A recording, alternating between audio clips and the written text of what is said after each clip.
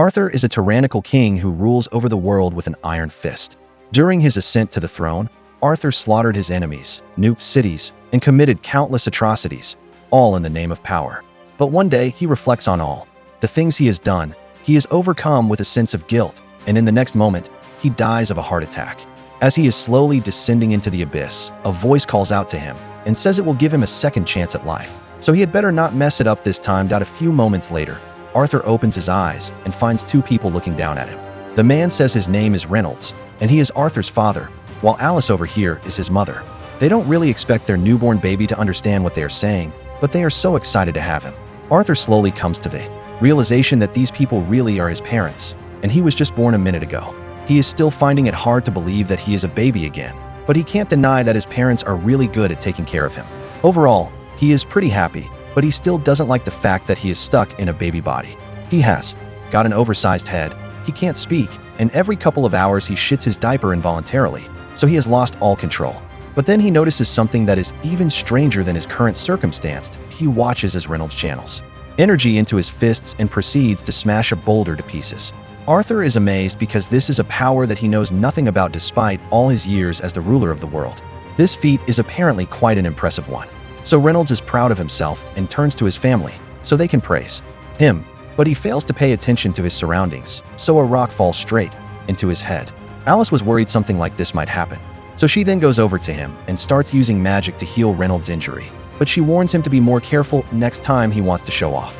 Reynolds may have just been trying to show off, but when he gets serious, those fists are no joke because he can easily one-shot a wild boar when he goes out hunting, and having him around makes things a lot easier for his party members by the time the hunting trip is over. Reynolds returns to his family and is ready for a welcome back hug, but then he remembers that he is still covered in boar blood, so he's going to have to get cleaned up first. Arthur has learned two things from seeing this. One, this world is so dangerous that it is common for people to own weapons for their protection. And two, he's going to have to learn how to fight if he wants to live freely in this world. Now that Reynolds is back, Alice says it's time to put Arthur down for a nap, and normally he'd be upset about being treated like a baby, but this is one part he actually enjoys. Back in his previous life, he rarely ever got the chance to sleep peacefully because people would always try to assassinate him when he least expected it. Of course, he could easily defeat any attackers that came after him, but it was incredibly stressful. Months pass, and Arthur's baby limbs are finally strong enough to allow him to move around on his own now. The first thing he does with his new mobility is go over to a mirror so he can take a long, hard look at himself. His parents think it's cute that Arthur is so mesmerized by his reflection, but he is just coming to terms with the fact that he really is a baby. Anyway, since Arthur can move on his own now, when Alice puts him down for a nap later that day, he sets his plan into motion. As soon as she gets up, she's ready to go. She's ready to go. She's ready to go. She's ready to go. She's ready to go. She's ready to go. She's ready to go. She's ready to go. She's ready to go. As soon as she leaves the room, he opens his eyes and throws his blanket out of the crib so he can climb down and escape his crib. He then proceeds to crawl across the floor while Alice is busy doing the dishes, and she must be really focused on those dishes because Arthur makes it all the way to the other side of the room without her noticing. Once he gets there, he opens the door to the house's library and pulls out a book because he needs to learn more about this world. After reading one of the books, he learns that this continent is called Dikefen, and it is divided into 3 kingdoms. The Dark Kingdom, a nation of dwarves that live in vast cave cities. The Eleanor Kingdom, a nation of elves who live deep within the forest. And the Sapin Kingdom, a kingdom of humans ruled by a king, although here no one ever nuked the cities. To take over, Arthur still wants to learn more, so he pulls out another book and it gives him some much-needed answers. Arthur had noticed that the level of technology in this world is lacking, and the reason for that is the presence of magic. People are able to use magic by manipulating the mana within their bodies, and while it's not exactly common, magic is a huge part of life in this world. People can use magic in 2 ways, namely augmentation and conjuring. Augmentation involves circulating mana within your body, granting the user incredible strength, defense, and agility, while conjurers can project their mana outwards and use it to control any phenomenon they desire. That pretty much sums up the info about this world's magic system, but Arthur doesn't find anything about the healing magic Alice used earlier, so he assumes she must be an exception of some sort.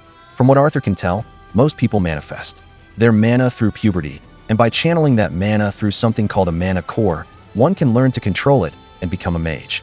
This is easy for Arthur to understand because in his previous life, He rose to power thanks to the innate power of ki within him. It functioned the exact same way as mana, so he tries focusing all of his energy to see if he can generate a reaction, and sure enough, his mana core begins to develop. This is a huge step forward in Arthur's development. Before he can do any more training, Alice finally finds him. She's been worried sick ever since she found out he wasn't in his crib, so she's glad she's not in his crib. She's glad she's not in his crib, but while she's holding him up, she notices that something is different about him. Arthur is worried she might have sensed the mana within him, but she actually just noticed that Arthur pooped himself again. 2 years go by, and Alice is writing in her journal one day. She is so grateful that Arthur is growing up strong and healthy. She's starting to grow a little concerned because she hasn't seen Arthur smile even once since he was born. Just then, she notices Reynolds and Arthur outside, and it looks like Reynolds is giving Arthur some sword lessons. Arthur seems pretty interested, but Alice is furious. Reynolds would let a 2-year-old swing a dangerous stick around. By now, Arthur has realized that Alice isn't someone you want to get angry, so he's going to have to be careful not to make her mad.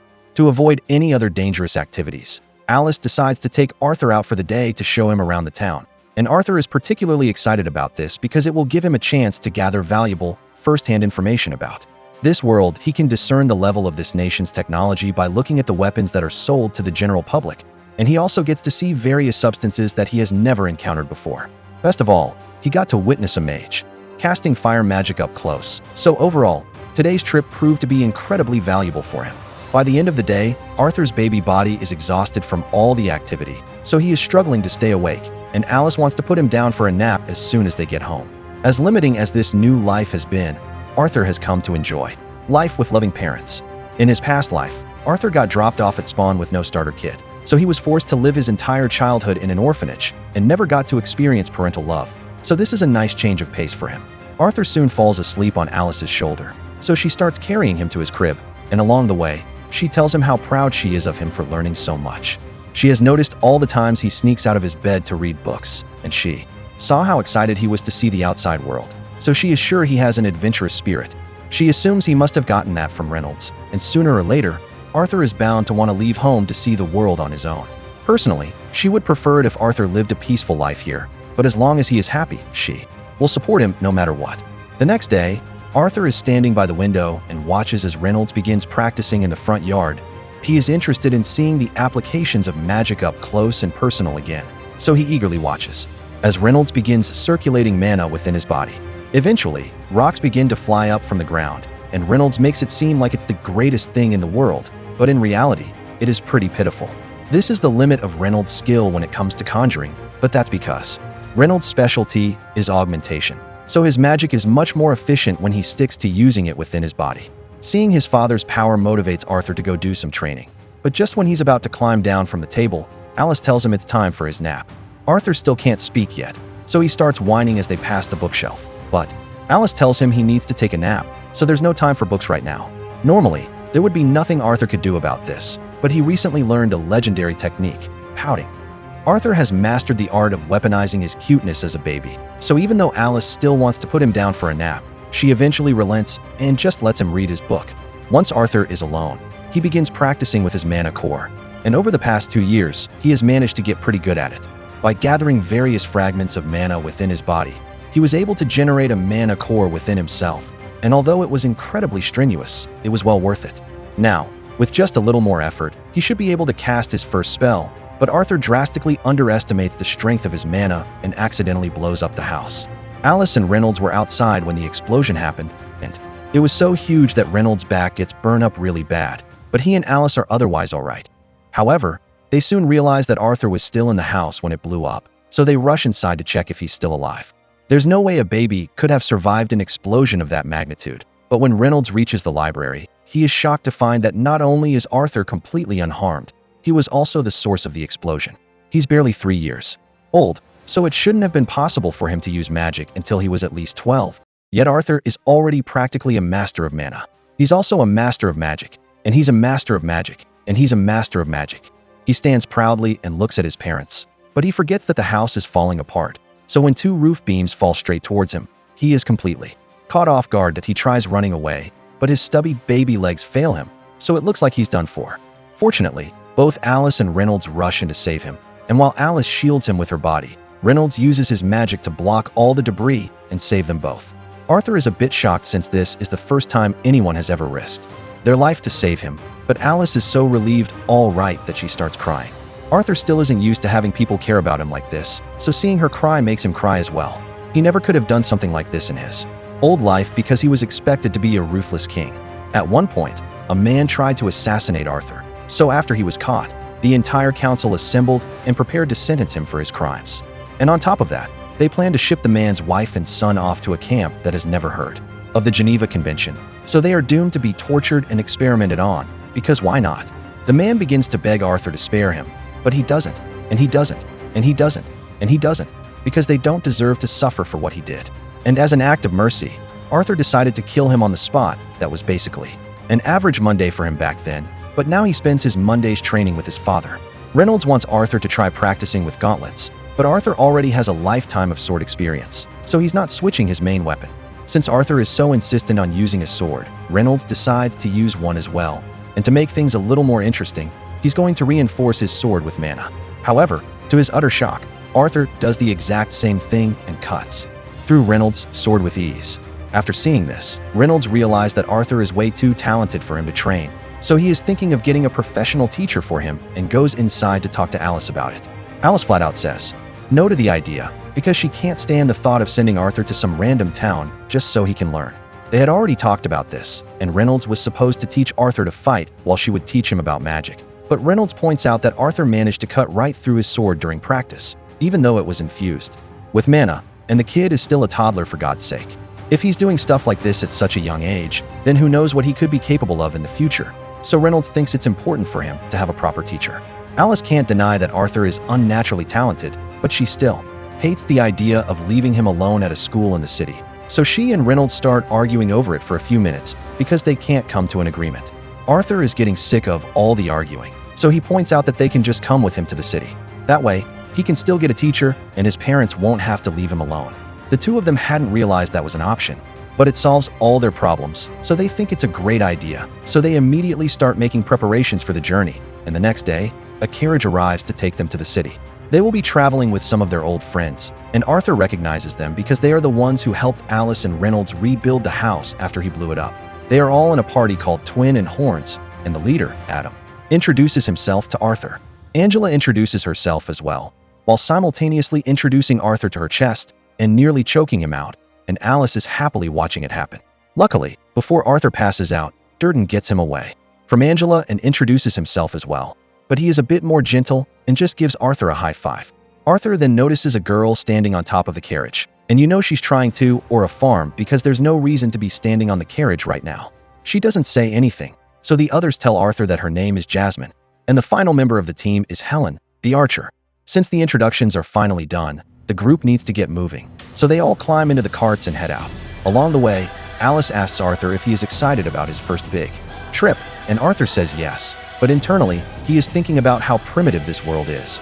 They still use horse-drawn carriages to travel here, while in Arthur's old world, he had an entire fleet of flying cars he could use at any time. After traveling for most of the day, the group decides to take a break for lunch, so they set up camp. But as soon as they stop, they are attacked by wolves. Although these wolves are pretty dumb because they didn't even try to surround the group, they just charged straight in and got bodies by the team of adventurers in an instant. Arthur finds the whole display interesting since this is the first time he has seen real combat in this world, and he intends to become strong enough to handle threats like that on his own soon.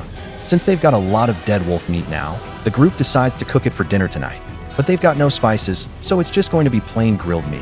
Just then, Alice notices that Reynolds' arm is slightly injured, so she offers to heal it for him. But before she does, Jasmine tells her to wait a moment. All the others gather around Alice to keep a lookout because healers like her are incredibly rare in this world. So if someone were to see her using healing magic, then she could end up being targeted for it. Once Alice is done healing Reynolds, everyone goes back to what they were doing before, but Adam decides he wants to get a little exercise before he goes to bed, and there's no better way to do that than by fighting a 4-year-old. Seems like a jerk move, but Adam has heard about how strong Arthur is, and he just wants to see for himself, so this is just a practice match. Adam tells Arthur to get ready, and he has already imbued his spear with mana, so Arthur does the same. As the match begins, Arthur channels some magic into his feet, so just as he is about to clash with Adam, he vanishes and reappears behind him. This would have been the perfect chance for Arthur to strike, but his stubby toddler feet slip on the ground, so he loses his footing and Adam gets a chance to recover. Arthur and Adam then begin clashing, but I'm pretty sure the animation budget must have had negative values. Anyway, Arthur gets knocked back since his toddler body is too light to keep up with the seasoned adventurer, so he gets knocked into the air. Luckily, the others save him before he hits the ground, and they all start yelling at Adam for nearly hurting Arthur, but Adam says he couldn't help it because Arthur was too strong for him to hold back. There's no way a toddler should be capable of such strength, so he thinks Reynolds must have been giving him some kind of super soldier training. In reality, he never actually taught Arthur to do any of this stuff. He just learned it on his own. Just then, Jasmine walks up to Arthur and startles him by accident. She was really impressed by Arthur's fight, so she asks him to teach her how to do that thing with the magic in his feet. Arthur was hoping to keep his technique secret, since it is something he mastered in his past life, but she's not taking no for an answer, and from the look in her eyes, she's going to pester him relentlessly until he caves, so he may have to teach her eventually. The next morning, the journey continues as planned, and along the way, they take a few breaks to relax. During these breaks, Adam gives Arthur a few basic spearman lessons, and Helen teaches him how to use a bow a few minutes after that. And, with a few basic lessons, he is able to figure it out pretty quickly. The only weapon knowledge Arthur has from his past life is with a sword, so these lessons are really valuable to him. And since he is learning so much from them, he decides to teach Jasmine his technique after all, by channeling magic into your feet and using wind magic at the same time. You are able to boost your speed tremendously, and after demonstrating it once, Jasmine is able to replicate it perfectly. Later on, Arthur is reading a magic book in the carriage, but for some reason, Jasmine is sitting there too and just staring at him. And it's not a coincidence either, because she keeps taking every chance she can get close to Arthur. The next morning, Jasmine gives Arthur a knife as thanks for teaching her that technique, and it's clear that she really likes Arthur since she usually doesn't interact with people intentionally. A few minutes later, everyone gets back into the carriages, and they continue through the journey.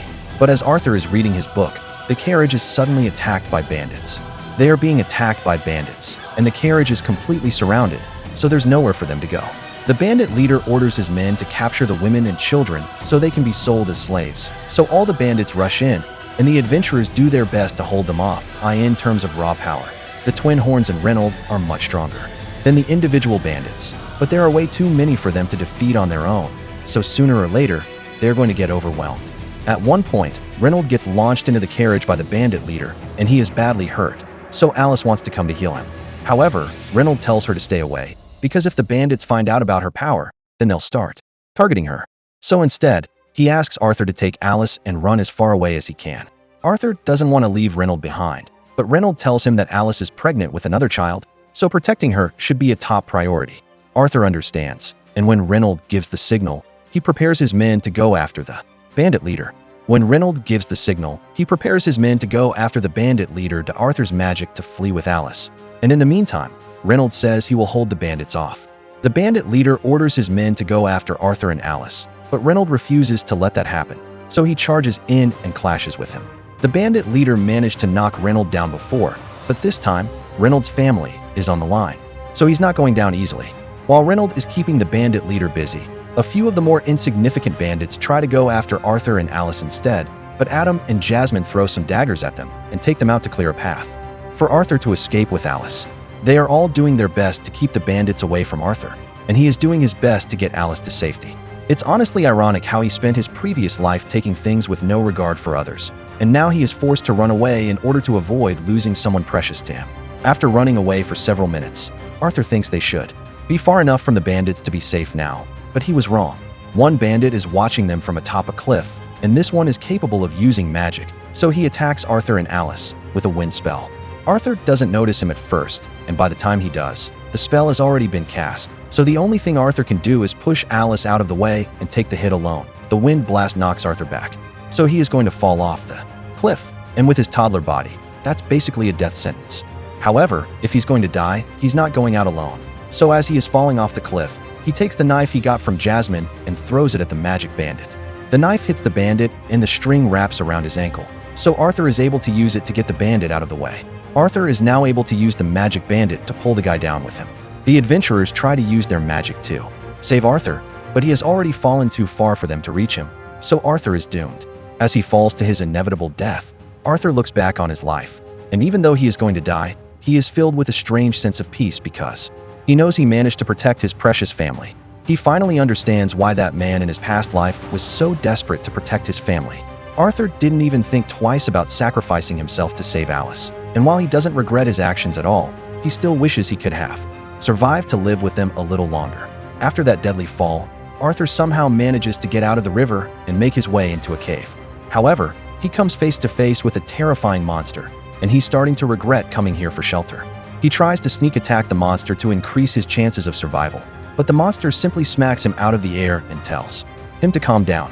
It tells Arthur that it isn't evil and just wants to be friends. But the last time a stranger said that to me, I ended up in the back of a van, so I'm not sure Arthur should try to save me.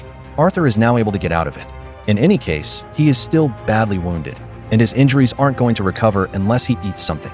So the monster starts picking fruits off the cave wall. It tells Arthur to eat the fruits, but he doesn't trust the random wall of fruits, so he's about to get up to talk his way out of this. But just then, his injuries finally catch up to him. So as he tries to get up, he hears something snap and starts crying his eyes out. The monster tells him to stop crying because it's a miracle that he survived that fall in the first place. Arthur has a lot of things he wants to ask, but the monster tells him that it won't answer his questions unless he eats the fruits. He was hesitant at first, but after biting into the first berry, Arthur realizes that they actually taste pretty good. Once he is done stuffing his face, Arthur turns to the monster and asks it if it knows anything about his parents' current condition. The monster explains that it isn't able to leave this cave, so it can't check up on Arthur's family for him. But it does have an ability that allows it to see over a great distance, so it generates a screen and shows Arthur that his parents successfully defeated the rest of the bandits. That means they are still alive and well, and Arthur couldn't be happier to hear such good news. He thanks the monster for letting him know that his parents are still alright, and since Arthur is going to be stuck here for a while, he decides to be friendly with it. The monster's name is Sylvia, and she turns out to be a really nice person. Over the next few days, Arthur stayed here, ate, and rested so his injuries could heal, and all the while, Sylvia kept watch over him. Once his body had recovered, Arthur wanted to return home as soon as possible, but according to Sylvia, Arthur would never survive the journey home by himself. This cave is currently on the outskirts of the Elven Forest, and this part of the forest is filled with all sorts of magical beasts and immoral bandits, and Arthur simply can't handle all that. But that doesn't mean he's going to be stuck here forever. Sylvia has the ability to open a dimensional rift so she can send Arthur back home, or at least to a safer location than this forest, but it is going to take a long time for her to create the rift, so Arthur is going to have to wait until then. Since he has nothing better to do, Arthur picks up a stick and starts swinging it around to practice his sword skills. Arthur is then able to open a rift, and he can skills. Several more days go by, and while Arthur has grown to enjoy Sylvia's company, he hasn't managed to learn anything about her. All he knows is she looks like a terrifying monster. She is apparently hiding from something, and she is a very kind person. After Arthur is done with his sword training for the day, he heads over to a rock and sits down so he can start training his mana. Sylvia is impressed that a child as young as Arthur already has a mana core, but she's sure that he never learned how to do this. She stretches out her hand, and a large quantity of mana begins pooling in her hand. Arthur is impressed by the fact that Sylvia has a lot of mana, but she's amazed because Sylvia is basically accumulating mana while she's casting her spell, and if Arthur were able to learn such a thing, then he would undoubtedly become incredibly strong. With that said, before Sylvia even offers to teach it to him, she asks Arthur what he plans to do with the power he will gain from learning this technique. Arthur had never really considered it before, but now that he thinks about it, he recalls how his family and friends were all nearly wiped out because of some bandits. So he tells Sylvia that he will use his power to destroy anyone who dares to hurt his family. However, Sylvia doesn't like that answer, so she flicks Arthur on the forehead and knocks him back. She says she would never teach her technique to someone who thinks like that, but Arthur doesn't understand why she is so upset since it is perfectly natural to want to kill your enemies. Sylvia wants to prove a point, so she raises her finger at Arthur's head and tells him that she could easily split his skull open with it, or she could touch him gently. She asks Arthur which one he would prefer, and Arthur obviously doesn't want to die, so he says he would prefer the gentle touch.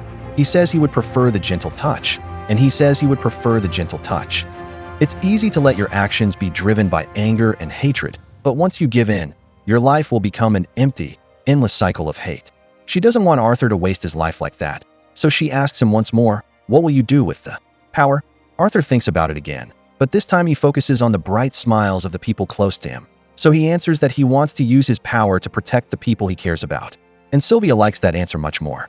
Meanwhile, outside the cave, a monster that looks very similar to Sylvia seems to be tracking her down, and it is really close to finding her. So she asks Arthur what he would do. Back in Arthur's old world, he was the king, but that didn't mean he held all the power. The people who were really in charge were the senators, so Arthur was basically just an agent of war to be called upon whenever the senators needed him to commit unspeakable acts of violence. But he never liked living that way. Back to the present. Sylvia is teaching Arthur how to use her technique, and after showing him how it's done, she asks him to try it for himself. Arthur begins condensing the mana in the surrounding air, and once he gets the hang of it, he is able to use it to that mana to power himself up. He can already feel the difference in his strength, so he runs over to Sylvia to thank her for teaching him. However, Sylvia suddenly senses someone approaching, so she knocks Arthur into a pile of rocks and tells him to stay quiet.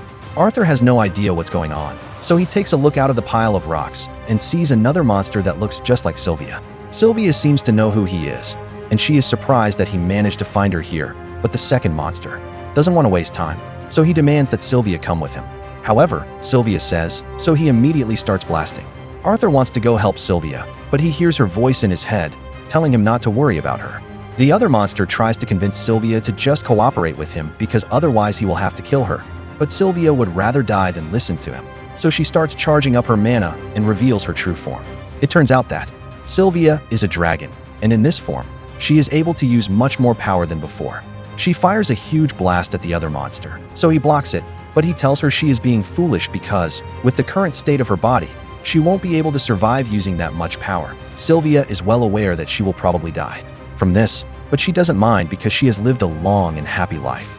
She manages to push the other monster into a wall, but he isn't out of the fight yet, so he hits back up and starts raining several blasts on Sylvia. She takes a lot of damage from those blasts, but right now, she is more worried about Arthur than herself because this fight is getting dangerously close to the place she hit him. The other monster launches one more blast at her, so she uses the full extent of her power to intercept the blast and stop time temporarily. While time is stopped, she tells Arthur to come out of his hiding place. Arthur does as she says since it seems safe, and you would like to ask questions about everything that's going on, especially the fact that she's a dragon, but there's no time for that. Her time stop power won't last much longer, so she needs to get Arthur out of here as soon as possible. She opens the dimensional rift she had been preparing, but due to her injuries and the fact that she didn't have time to properly finish the spell, she has to get Arthur out of here as soon as possible. The portal is connected to the middle of nowhere instead of Arthur's home. She was trying to avoid sending him into the forest since it would be dangerous, but she has no choice now. In any case, she is confident that Arthur can survive on his own and make his way back home with the technique she taught him, so she's not worried about his safety anymore. She once again asks him what he intends to use his power for, and without hesitation, Arthur answers, saying he will only use it to protect his family. So Sylvia is satisfied that he won't use his power for selfish reasons. Before he leaves, there are a few things that he wants to give him, so she forms an egg and a feather in front of Arthur. She asks him to wrap the egg in the feather and cherish it well, and as a final parting gift, she imprints her will onto Arthur's body in the form of a mark on his arms. Arthur is confused by the fact that he suddenly got 2 full-sleeve tattoos, but Sylvia doesn't have the strength to explain it. She tells him he will figure out how to use it one day, but sadly, she won't be there to teach him anymore. She also apologizes to Arthur because the truth is that she could have teleported him back to his family when he first got here, but she was just too scared to do so. She tells him that he will figure out how to use it one day, but sadly, she won't be there to teach him anymore. She also apologizes to Arthur because she was just having so much fun with him around that she didn't want it to end. And now she ended up putting him in danger because of her selfish decision. Arthur feels terrible because he knows he doesn't have the power to save Sylvia from dying here, even though she taught him so much. He doesn't care if she's a dragon or a monster. To him, she's a precious member of his family. He tells her he thinks of her as a mother, but Sylvia reminds him that he already has a mom, so Arthur says she can be his grandma then. Sylvia wasn't expecting him to say that, but she really likes the sound of being called grandma, so she asks Arthur to say it one more time, and he happily does so. Sylvia is really sad that she won't get to see Arthur again, but they are running out of time, so she nudges him forward so he can go through the portal. Arthur understands, so he takes the gift she gave him and walks through, but at the last second, he changes his mind and starts begging Sylvia to come with him, but she can't do that, so she closes the portal and sends Arthur away. Time then. Resumes and Sylvia is hit with a blast from the other monster, and the damage looks fatal. She collapses to the ground, but the monster isn't convinced that she is dead because it knows she is too powerful to be taken out by a blast like that. However, he lets his guard down while he is approaching her motionless body, and as soon as he is within range, Sylvia uses all of her remaining energy to fire a blast that incinerates him, along with everything in a 1-mile radius. As Arthur is being teleported, he hears one final message from Sylvia. She asks him if he remembers what she said earlier about the right way to use your power, and Arthur remembers, but he is still really sad about what happened. Sylvia tells him that the world is a sad place. This will happen from time to time, but that's why Arthur needs to change it for the better. Arthur protests and tells her that there's no way he could do something like that, but she doesn't expect him to change the world immediately. He can do it one step at a time, after all. This isn't his first time taking control of the world. Sylvia is aware of Arthur's past life as a king, and while she doesn't agree with how he ruled back then, she is sure that as long as Arthur doesn't let himself be consumed by hatred, he will become a great king who makes the world a better place. A little while later, Arthur wakes up on the floor and he swears that he will fulfill Sylvia's request, but before that, he needs to find his way out of this forest. After being teleported into the elven forest, Arthur begins his journey to returning home. But while he is walking, he suddenly hears a blood-curdling scream from across the woods. It sounds like it's coming from a little girl, so he immediately gathers mana in his feet and begins racing to check it out. He jumps up into a tall tree for a good vantage point, and once he is up there, he can clearly see a group of bandits kidnapping a little girl. She tried getting away from them, but the bandits have already grabbed her and are covering her mouth to stop her from screaming anymore. Since the girl is an elf, they plan to sell her as a slave on the black market for a huge profit as soon as they leave the forest, so they tie her up and stuff the girl in the back of their carriage. As Arthur watches the whole thing unfold, he has flashbacks to the moment he and his family were attacked by bandits as well. He recalls hearing the bandits mention something about keeping him and the women in the group alive, so they could be sold as slaves later, and it really pisses him off. The first thought that comes to mind is that he should slaughter all the bandits for committing such a heinous crime.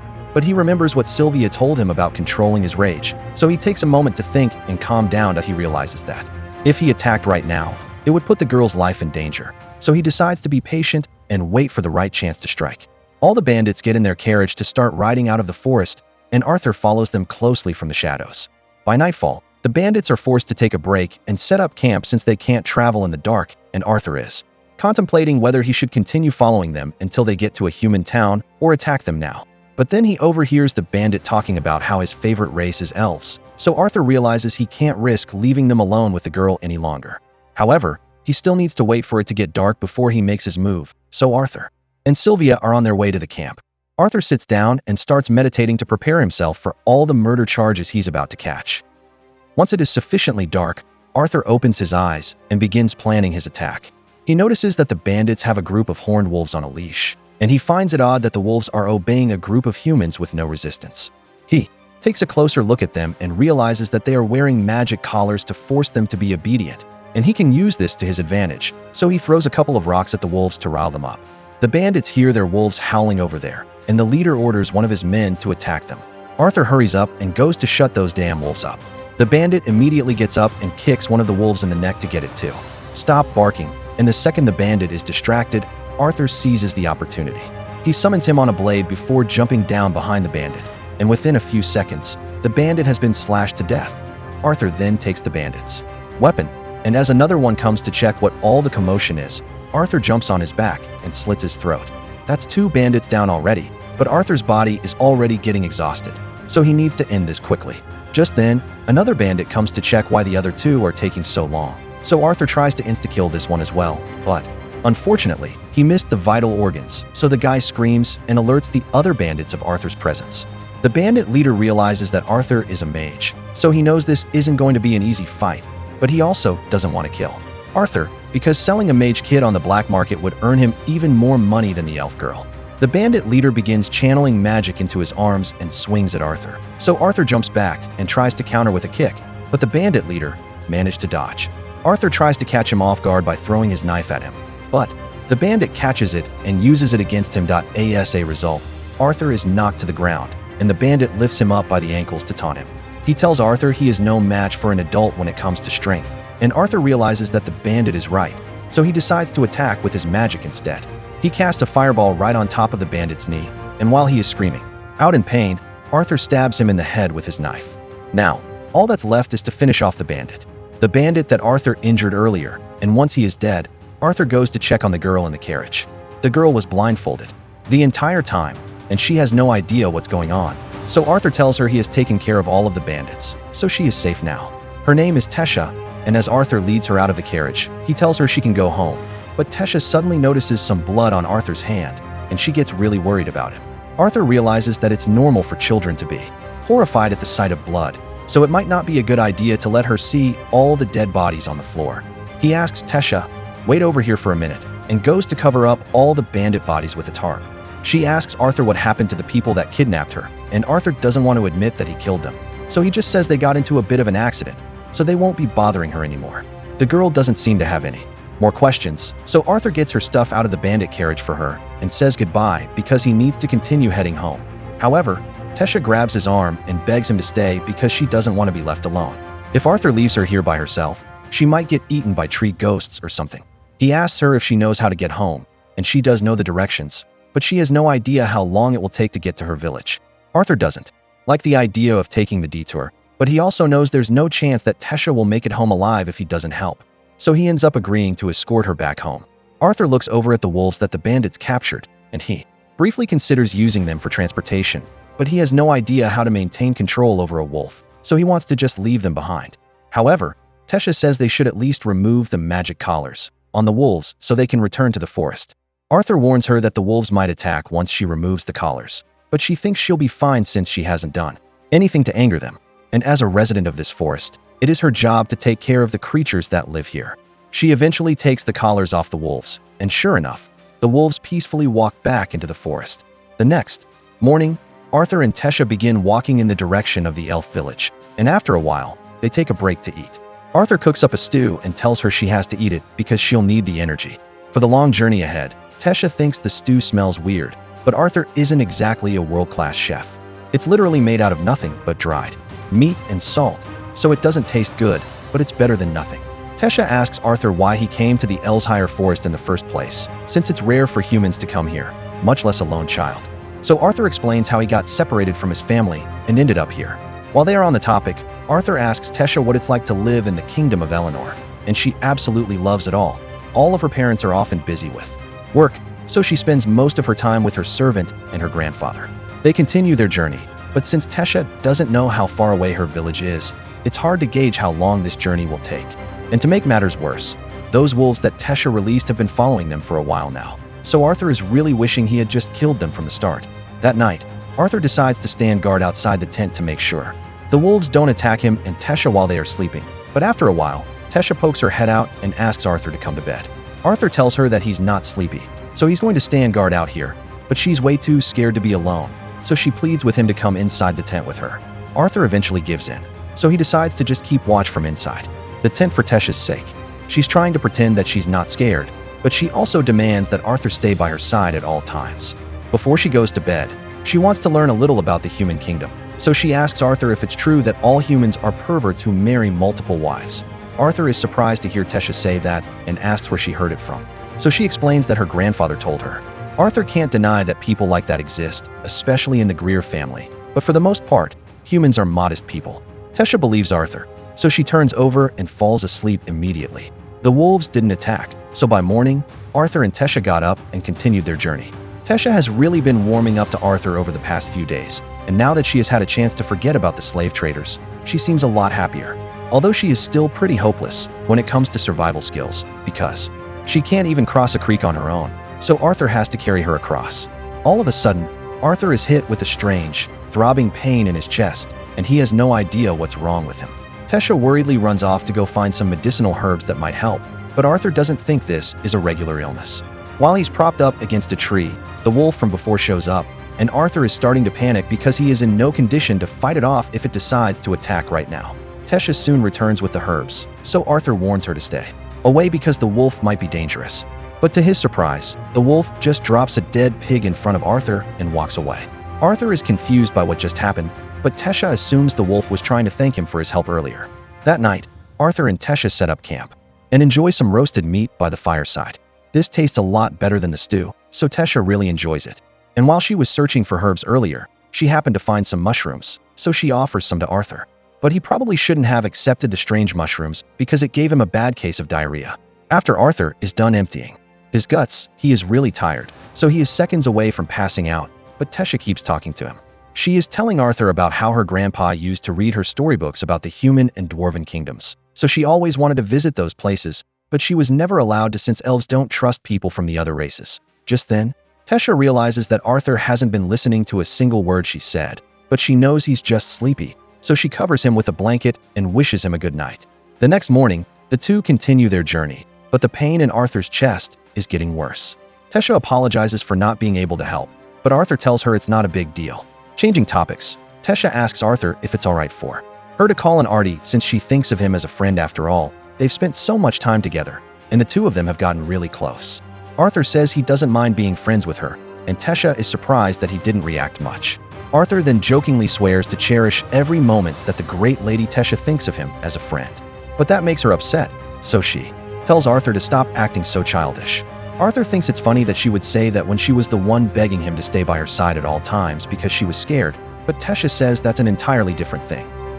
Jokes aside, now that Arthur thinks about it, Tesha is the first friend he has ever made. Even in his old world, people were so scared of him that he never truly had anyone whom he could call a friend till now. Just then, Tesha spots something that looks familiar, so she tells Arthur to come take a look. Arthur says Tesha comes over expecting to see a cool-looking stick or something, but to his surprise, he is standing in front of a huge tree with a portal in the middle of it. Tesha tells Arthur that this is the entrance to Elf Village, so she extends her hand and tells him to come with her. Unfortunately, the elves still really hate humans, so the second Arthur sets foot in the Elf Village, he is apprehended and held at blade point. He looks to Tesha for help since she could vouch for him, but to his shock, Tesha just coldly stares at him and doesn't say a word. Upon seeing this, Arthur thinks Tesha must have set him up to be killed, and he can't believe he was foolish enough to believe anyone would actually want to be friends with him. After all, he has already suffered countless betrayals in his past life before. The elves are about to cut off his head while Tesha watches, but it turns out she had nothing to do with it. No idea why she didn't say anything until now, but once she hears the guards say they are going to kill Arthur, she tells them to stop. One of the guards warns her that this boy is a dangerous human, but Tesha asserts that Arthur isn't dangerous at all. In fact, he is the only reason she was able to make it back home. Tesha's testimony should have at least made the guard reconsider executing Arthur, but no. He just assumes Arthur must have brainwashed her into thinking he's a good person, so the guard still plans to kill him anyway. However, before he could do that, a man appears before them and demands that they let the boy go. His name is Varian, and he is Tesha's grandfather, as well as the former king of the elf tribe, but he is much more reasonable, so he believes Tesha when she says Arthur saved her. He also apologizes to Arthur for treating him this way when he went through all this trouble to save Tesha, but it was pretty suspicious that the missing princess happened to show up with a random human boy. Arthur is relieved that he isn't going to be killed anymore, but he's also shocked to hear that Tesha is a princess, since she never told him. They literally traveled together for days, but Tesha just didn't think it was important enough to mention apparently. Just then, Tesha's mother and father show up since they were informed that their daughter had been returned, and Tesha runs into their arms because she's missed them a lot. If Tesha is a princess, then that must mean her parents are the king and queen of Eleanor, but they aren't as understanding as Varian was. As soon as Tesha's father spots Arthur, he demands to know what a filthy human is doing in his kingdom. He orders his soldiers to apprehend the human and execute him immediately, but none of them move. Tesha's father may be the current king, but Varian told them to leave Arthur alone, and they are all terrified of Varian. Varian tells the king that Arthur is the one who saved Tesha and helped her get back here, so they can't treat him like a criminal. Tesha also demands that Arthur be welcomed into their capitalization, but her father is hesitant to agree since it is usually forbidden for humans to set foot in the elf kingdom, let alone enter the castle, but he doesn't want to deal with a tantrum from Tesha, so he reluctantly agrees to welcome Arthur properly. Since the misunderstanding has been cleared up, everyone gets ready to head for the castle, but before they leave, Varian tells Arthur that he would like to have a word with him later. Arthur is a little wary of Varian since he can tell that the man is extremely powerful, but he doesn't have much time to think about it because Tesha drags him off so she can show him around. This is the first time Arthur has ever seen the elf kingdom, so he is amazed by how different it is from the human kingdom. But the prejudice against humans is still strong since all the elves apparently stopped what they were doing just to stare at Arthur while he walks to the castle with Tesha. However, no one says anything to offend him since he is officially a royal guest now. The only one who treats him kindly is Tesha, but Arthur is still trying to figure out why Tesha took so long to intervene when the guards were about to kill him. Just then, the pain in Arthur's chest comes back, and it's still getting worse by the day, but he still doesn't know what's causing it. After they arrive at the castle, Tesha is greeted by all her servants, and she instructs them to treat Arthur with care and respect regardless of the fact that he's a human. And now that that's done, she asks Arthur if he wants to go play with her. But before that, Arthur says he needs to go talk to her parents because they probably want to hear the details of what happened to Tesha and how they got back. They all head into the meeting room, including Tesha, because she doesn't want to be left out, and since they are going to be having a chat, Tesha suggests they should get some snacks. This has practically turned into a tea party, but they still have things to discuss. So Tesha's father decides to formally introduce himself. His name is Alduin, and as Arthur knows, he is the king of Eleanor. His wife's name is Muriel, and his father is Varian. Arthur introduces himself as a humble commoner from the kingdom hat of Sepin, and he is well aware that a human like him would normally never be allowed to set foot in Eleanor, let alone meet with the royal family, so he appreciates their accommodation. Alduin is surprised that Arthur behaves so maturely, despite being a child, but more importantly, he wants to know exactly what happened with Tesha and how she went missing. Arthur explains everything that happened with him getting separated from his family during a bandit attack and ending up in the Elven Forest, although they left out the part about meeting Sylvia in the cave.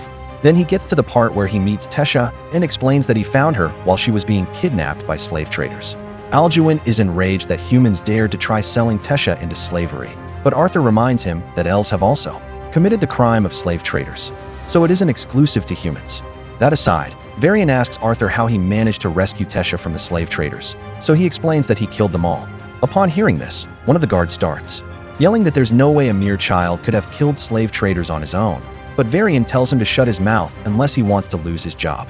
Arthur doesn't look like he's lying, so Alduin says he believes him, and now that everyone understands what happened, Arthur has a request he would like to make.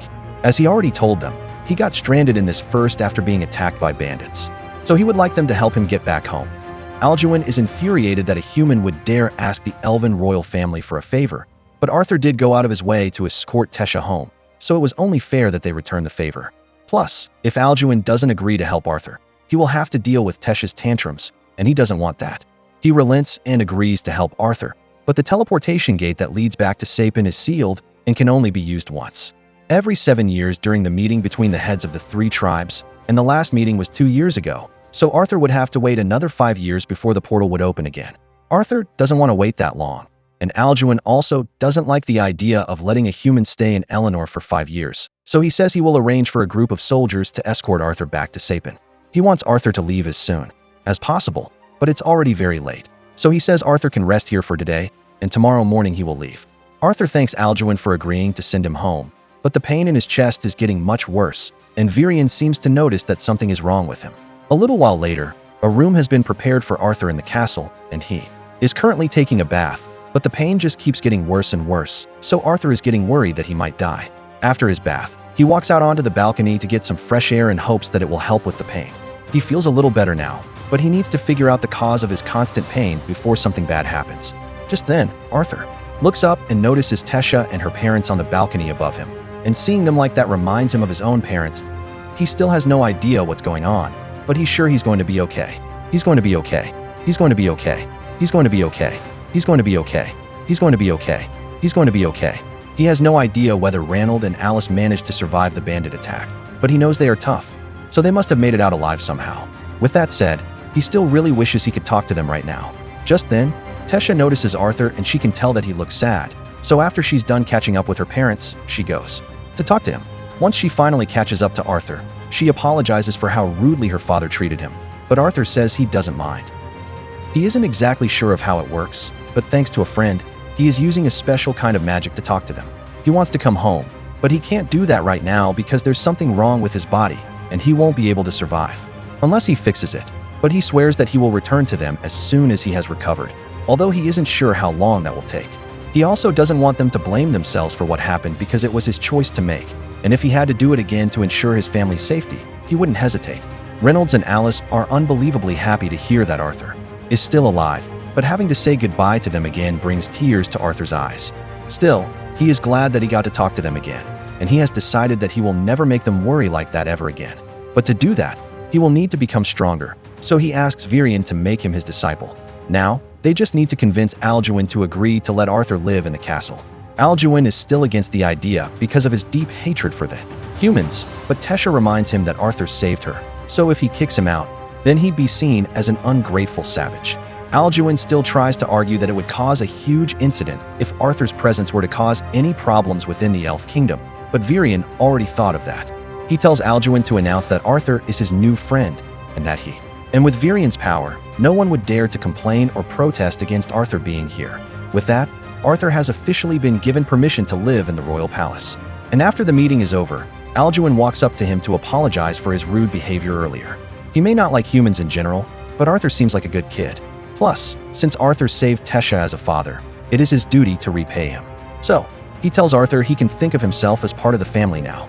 Arthur is surprised that Alduin and Mariel changed their stance so suddenly, but then he says, and again, Virian and Tesha were advocating on his behalf a lot, so it makes sense that Alduin changed his mind. Arthur thanks Alduin and says it's an honor to be welcomed into the royal castle, but Tesha interrupts and says this isn't good enough. If they are really going to welcome Arthur, then she wants Arthur to be allowed to play outside with her, and considering the fact that Alduin has already accepted Arthur, he has no objections to him and Tesha playing together.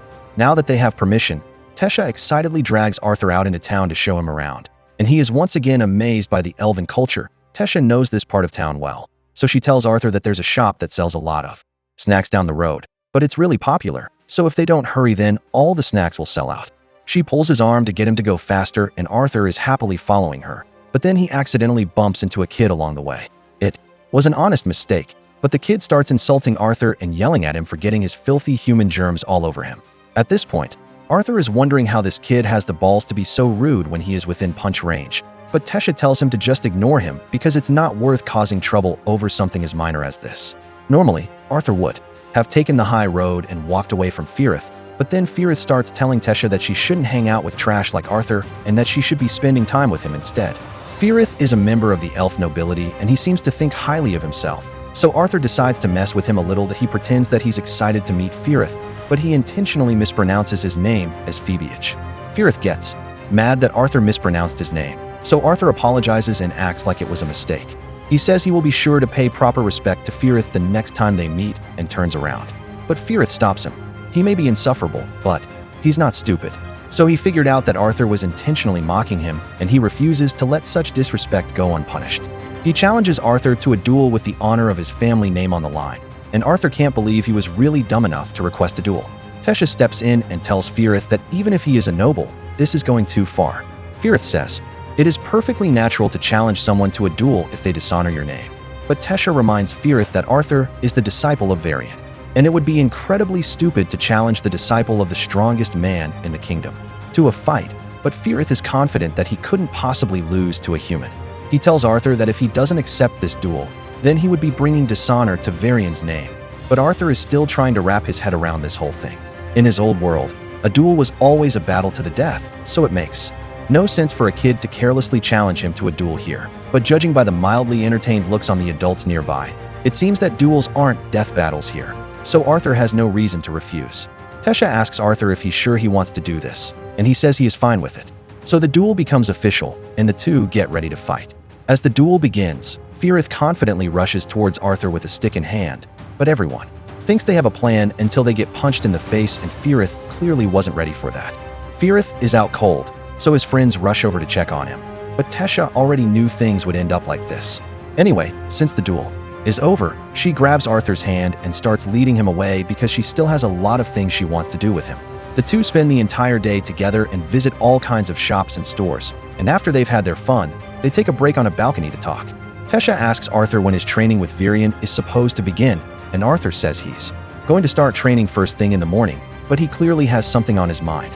Arthur thinks back to a conversation he had with Varian, and Varian clearly told him that his training is going to feel like hell. If you gotta describe it, it's going to feel like being submerged in boiling tar, and Arthur is going to have to go through that every day for several years without the support of his family. So Varian wanted to know if Arthur is truly ready for this, and Arthur responded yes. Even now, he is excited to begin training tomorrow, even though he knows it will be tough because he wants to gain enough strength to build his desired future. Tesha tells Arthur she will work hard too, so she doesn't fall behind, but right now, she still wants to enjoy their playdate, so she suggests that they should go get some more food. A few years have passed, and both Arthur and Tesha have been training under Varian's instruction. They bonded a lot in this time, and Tesha is also very competitive, so they've both been going at it really hard today. After training for a while, Tesha has completely tired herself out, so while she's resting, Varian decides to give Liam a lesson on magic. Once a person has stabilized their mana, they can become able to use elemental magic in the form of water, fire, wind, or earth. However, The elements that can be learned are heavily dependent on race in this world. For example, elves are naturally gifted at wielding wind magic and have high aptitudes for water and earth elements. Fire is generally incompatible with fire, yet they can finally learn the magic. While one of the elements can be used to create fire for the entire world, the other as it incompatible with them. In contrast, dwarves are extremely talented when it comes to fire and earth elemental magic, while lacking skills in wind and water magic. However, humans have the ability to use all four elements, although the affinity a person may have with an individual element varies wildly depending on one's training. Tesha raises her hand, asks Varian why he hasn't told Arthur to do any training with his mana core if it's so important, and Varian answers that Arthur is simply too weak to handle it right now. His body contains a beast will, and while it can grant great power, it also destabilizes the connection between Arthur's flesh and his mana core. That is what's causing the pain in his chest, so he needs to reassimilate his mana core before he can train with mana again. Tesha jokes that this means she is stronger than Arthur right now, but he yells that of course she would be stronger when all her attacks are infused with mana. Among the elves, a person is said to be talented if they awaken their mana by the age of 10, but Tesha was able to use magic to help Arthur. Tesha is also able to use magic to help Arthur. Tesha is also able to by the time she was 9, so she has been training alongside Arthur ever since. Anyway, since Arthur's training has been progressing well, Varian tells him it's time to awaken his beast will, and if the procedure succeeds, then the pain in Arthur's chest should stop altogether. Doing this will make Arthur an official beast tamer, so he tells Varian he is grateful for the help and asks him to start right away. Arthur sits down and Varian begins awakening his beast will, but Tesha is worried because she doesn't know if Arthur is going to be okay or not. Varian admits that Arthur will feel a bit of discomfort, but it shouldn't be that bad. However, once Varian begins awakening the beast will, Arthur screams out in pain, and so much energy erupts from his body that he blasts Varian. The awakening was technically successful, but all the strain put on Arthur's body made him pass out immediately, leaving Varian and Tesha worried. They take Arthur back to the castle and put him in bed so he can recover a little, and once Arthur finally regains consciousness, he finds Varian waiting by the side of the bed.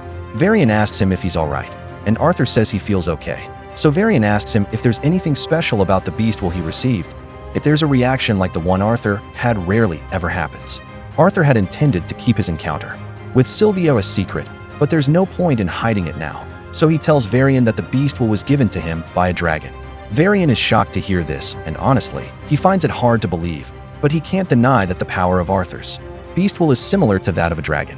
He turns to Arthur and tells him that he can't tell anyone about his dragon will, because if word got out about this, he would attract a lot of unwanted attention. With that said, he tells Arthur that he is scheduled to return home in the next 4 months, so he is going to have to be careful once he leaves. Arthur is shocked because he thought he had 2 more years until the next inter-race meeting, but apparently, a cultural exchange event was organized recently, so in 4 months, the portals to Exeris City will be opened. Arthur asks Varian if Tesha knows about this because she'd be devastated to find out that he's leaving, so the king and queen are talking to her about it right now. Later that night, Arthur is lying in bed with the egg Sylvia gave him and trying to come to terms with the fact that he will have to leave Tesha in 4 months. Just then, he notices that the egg is starting to crack, and a few moments later, a little baby dragon pops out. Arthur was worried at first, but the baby dragon is cute and it seems harmless, so he picks it up, but then the dragon bites into his arm. Arthur reels back in pain and drops the dragon, but when he looks at the spot where he got bitten, instead of regular bite marks, he sees a crest form. This crest acts as a link between Arthur and the baby dragon, so he can now sense what the dragon is thinking, even if he doesn't really understand it. Since he is going to be taking care of the dragon, he decides to name it Sylvie, after his mother Sylvia.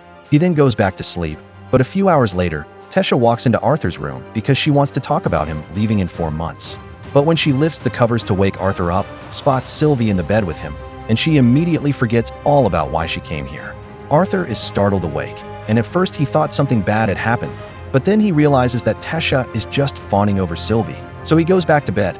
Later that day, Arthur and Tesha walk over to the training grounds for their lesson with Varian, and Tesha is trying her hardest to get Sylvie to like her, but after nearly hugging her to death earlier today, Sylvie is staying away from Tesha. They soon find Varian, and as soon as he sees Sylvie on Arthur's head, he freaks out because he never imagined he would get to see a dragon in real life.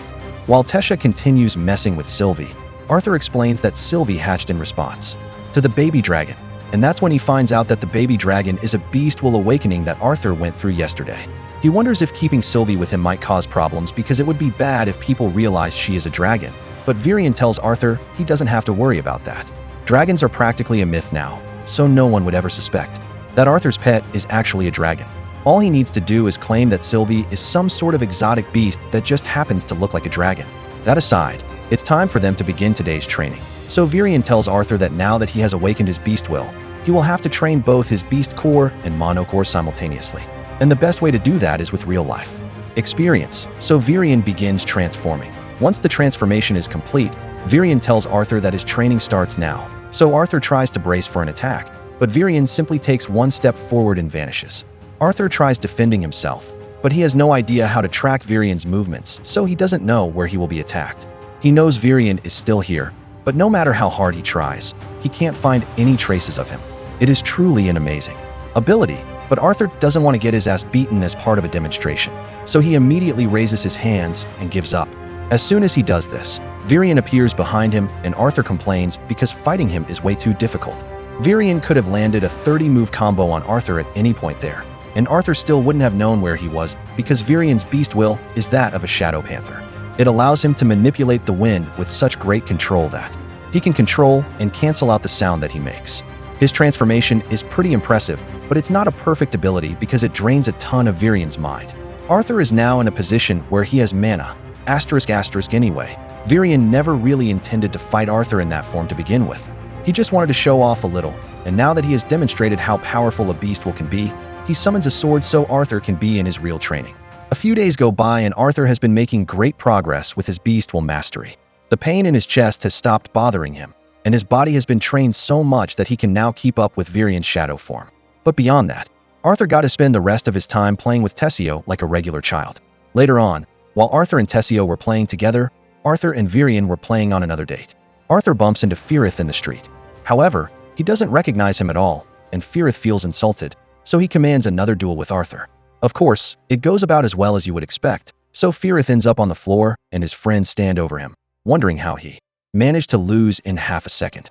Arthur still has no idea who Firith is, so Tessio reminds him that he's the kid who challenged Arthur to a duel a few years ago, and Arthur remembers having a lot of fun that day, so he extends his hand to help Firith up as a friend, and Firith accepts because he doesn't want to fight Arthur anymore.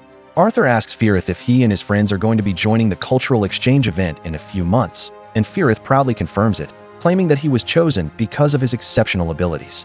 However, in reality, all the children from noble families were asked to go. If that's the case, Arthur asks if that means Tessio will be going as well, but apparently not. Firith says the reason is because the royal family can't risk their helpless princess getting kidnapped again, which is a fair point. But Tessio really didn't appreciate being called helpless, so she punches Firith in the face and sends him flying unintentionally. Firith is knocked out cold from that punch, and this isn't a good look for Tessio, so Arthur grabs her and runs off before a large crowd forms. Once they are a safe distance away, Arthur yells at Tessio because a princess can't go around punching her subjects for no reason, although it's not like Arthur has much of a right to complain about violence with how he lived his past life. Tessio doesn't understand what the big deal is because she's fairly certain that Firith is still alive, but Arthur is yelling at Tessio to get her out of the way. She calls him an old man and runs off crying. Later that night, Tessio is still crying in her room, so to cheer her up, Arthur sneaks up to her window and invites her to come with him to look at the forest. Tessio agrees to go with him, but as they are walking through the forest, she asks him if this is really alright. Arthur tells her there's nothing to worry about, because if they somehow run into kidnappers out here, they are strong enough to escape without much trouble. Besides, it's worth the risk for the view of the night sky. Arthur asks Tessio if she's starting to get sleepy, and she's clearly on the verge of going to dreamland, but she insists that she is fine. Arthur tells her she can sleep if she wants to, but this might be the last time Tessio gets to spend quality time like this with Arthur, so she says she's going to stay awake. However, she's so sleepy that she's starting to hallucinate monsters in the trees, and Arthur finds it funny that she's still scared of ghosts at her age. Tessio tells him she's not scared of ghosts, and she insists that her body is only shaking because she's cold, so she dumps more wood into the fire. She then asks Arthur to tell her a bit about the human kingdom to help her stay awake, but Arthur doesn't know much about it because he has never actually been there. Tessio tells him she wants Arthur to stay here forever, and he would like to stay with her too, but that would mean he would never get to see his family again. He wants to keep talking, but Tessio has already fallen asleep, so he decides to call it a night. The day for Arthur's departure finally comes, But before he leaves, Varian has a gift to give him. This is a special compass that will help Arthur find his way back to the Elf Kingdom if he ever wants to return. Arthur thanks him for the gift, but then he notices that Tessio is not going to be able to return to the Elf Kingdom. This is a special compass, but Tessio has already fallen asleep, so he decides to call it a night. The day for Arthur's departure comes, but he realizes that Tessio isn't here, so he asks if anyone has seen her, but she apparently couldn't bring herself to watch Arthur leave. The portal is eventually opened, and Arthur is about to step through, but then he hears Tessio call his name. She is running down the street to get to him, but she falls down halfway, so Arthur runs to check on her. He extends a hand to help her up, and Tessio begins rambling, telling Arthur that he had better take care of himself when he's gone or she'll never forgive him. Arthur knows she is really worried about him, so he pulls her up and gives her one final hug, telling Tessio that he's going to miss her a lot. After arriving in the city of Cyrus, Arthur reunites with his parents, and he finds out he has a little sister now. Her name is Eleanor, and Alice and Reynold have been telling her stories about Arthur for years now, so she is excited to meet him. They all head inside, and Alice immediately begins asking Arthur if he is all right. The last time he spoke to them, Arthur mentions something about being sick, so she wants to know if Arthur managed to get better. Arthur tells her he is fine and she doesn't need to worry about him, but he still has a lot he wants to talk about, so Arthur is explaining everything that he experienced after getting separated from his family. However, he leaves out the part about meeting Sylvia and her beast will. He tells them about how he met Tessio and the time he spent in the Elf Kingdom to cure his ailment. Alice asks him if he's sure he is fine, because if he were to relapse, they'd have no way of curing him here, but Arthur assures her that that won't happen. He can't tell them about his beast will, so he makes up a cause and tells them his sickness was caused because he awakened too early, making his monochrome unstable. Arthur doesn't like the fact that he just lies to his parents, but it would be too dangerous for him to tell them everything until he becomes strong enough to face any threats that may arise. Just then, Reynold notices Sylvie, so he asks Arthur where she came from. So Arthur makes something up and tells Reynold he found Sylvie in a mana beast's cave. From there, he decides to take her in and made her his pet, and Eleanor seems to get along well with her. That aside, Reynold still has more questions, so he gets up and asks Arthur what stage his monochrome is at right now. Alice scolds Reynold for trying to pick a fight with Arthur when he just got back from a long journey, but Reynold sees nothing wrong with wanting to measure how strong his son has gotten. Arthur doesn't mind, but before he answers any more questions, he wants to know what job Reynold has that he can afford to live in such a nice house. Reynold explains that he works as a security instructor at the Healthy Auction House, and his monochore is currently dark orange. Arthur is really impressed to hear that since it's rather difficult to achieve an orange monochore.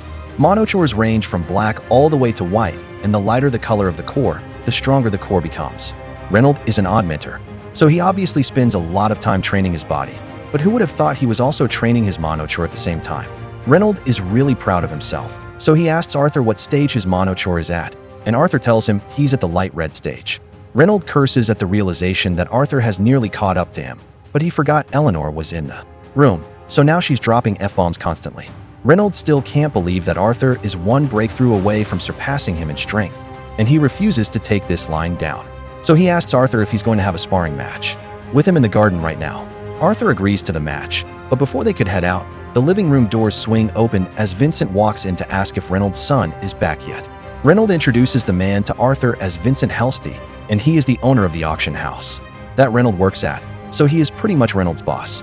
Vincent and his wife, Tabitha, are both happy to finally meet Arthur since she has heard so much about him, and Arthur says he is honored to meet them as well. Vincent is surprised by how polite Arthur is because he knows Arthur couldn't have learned any manners from Reynold, and he is very happy to be able to meet him.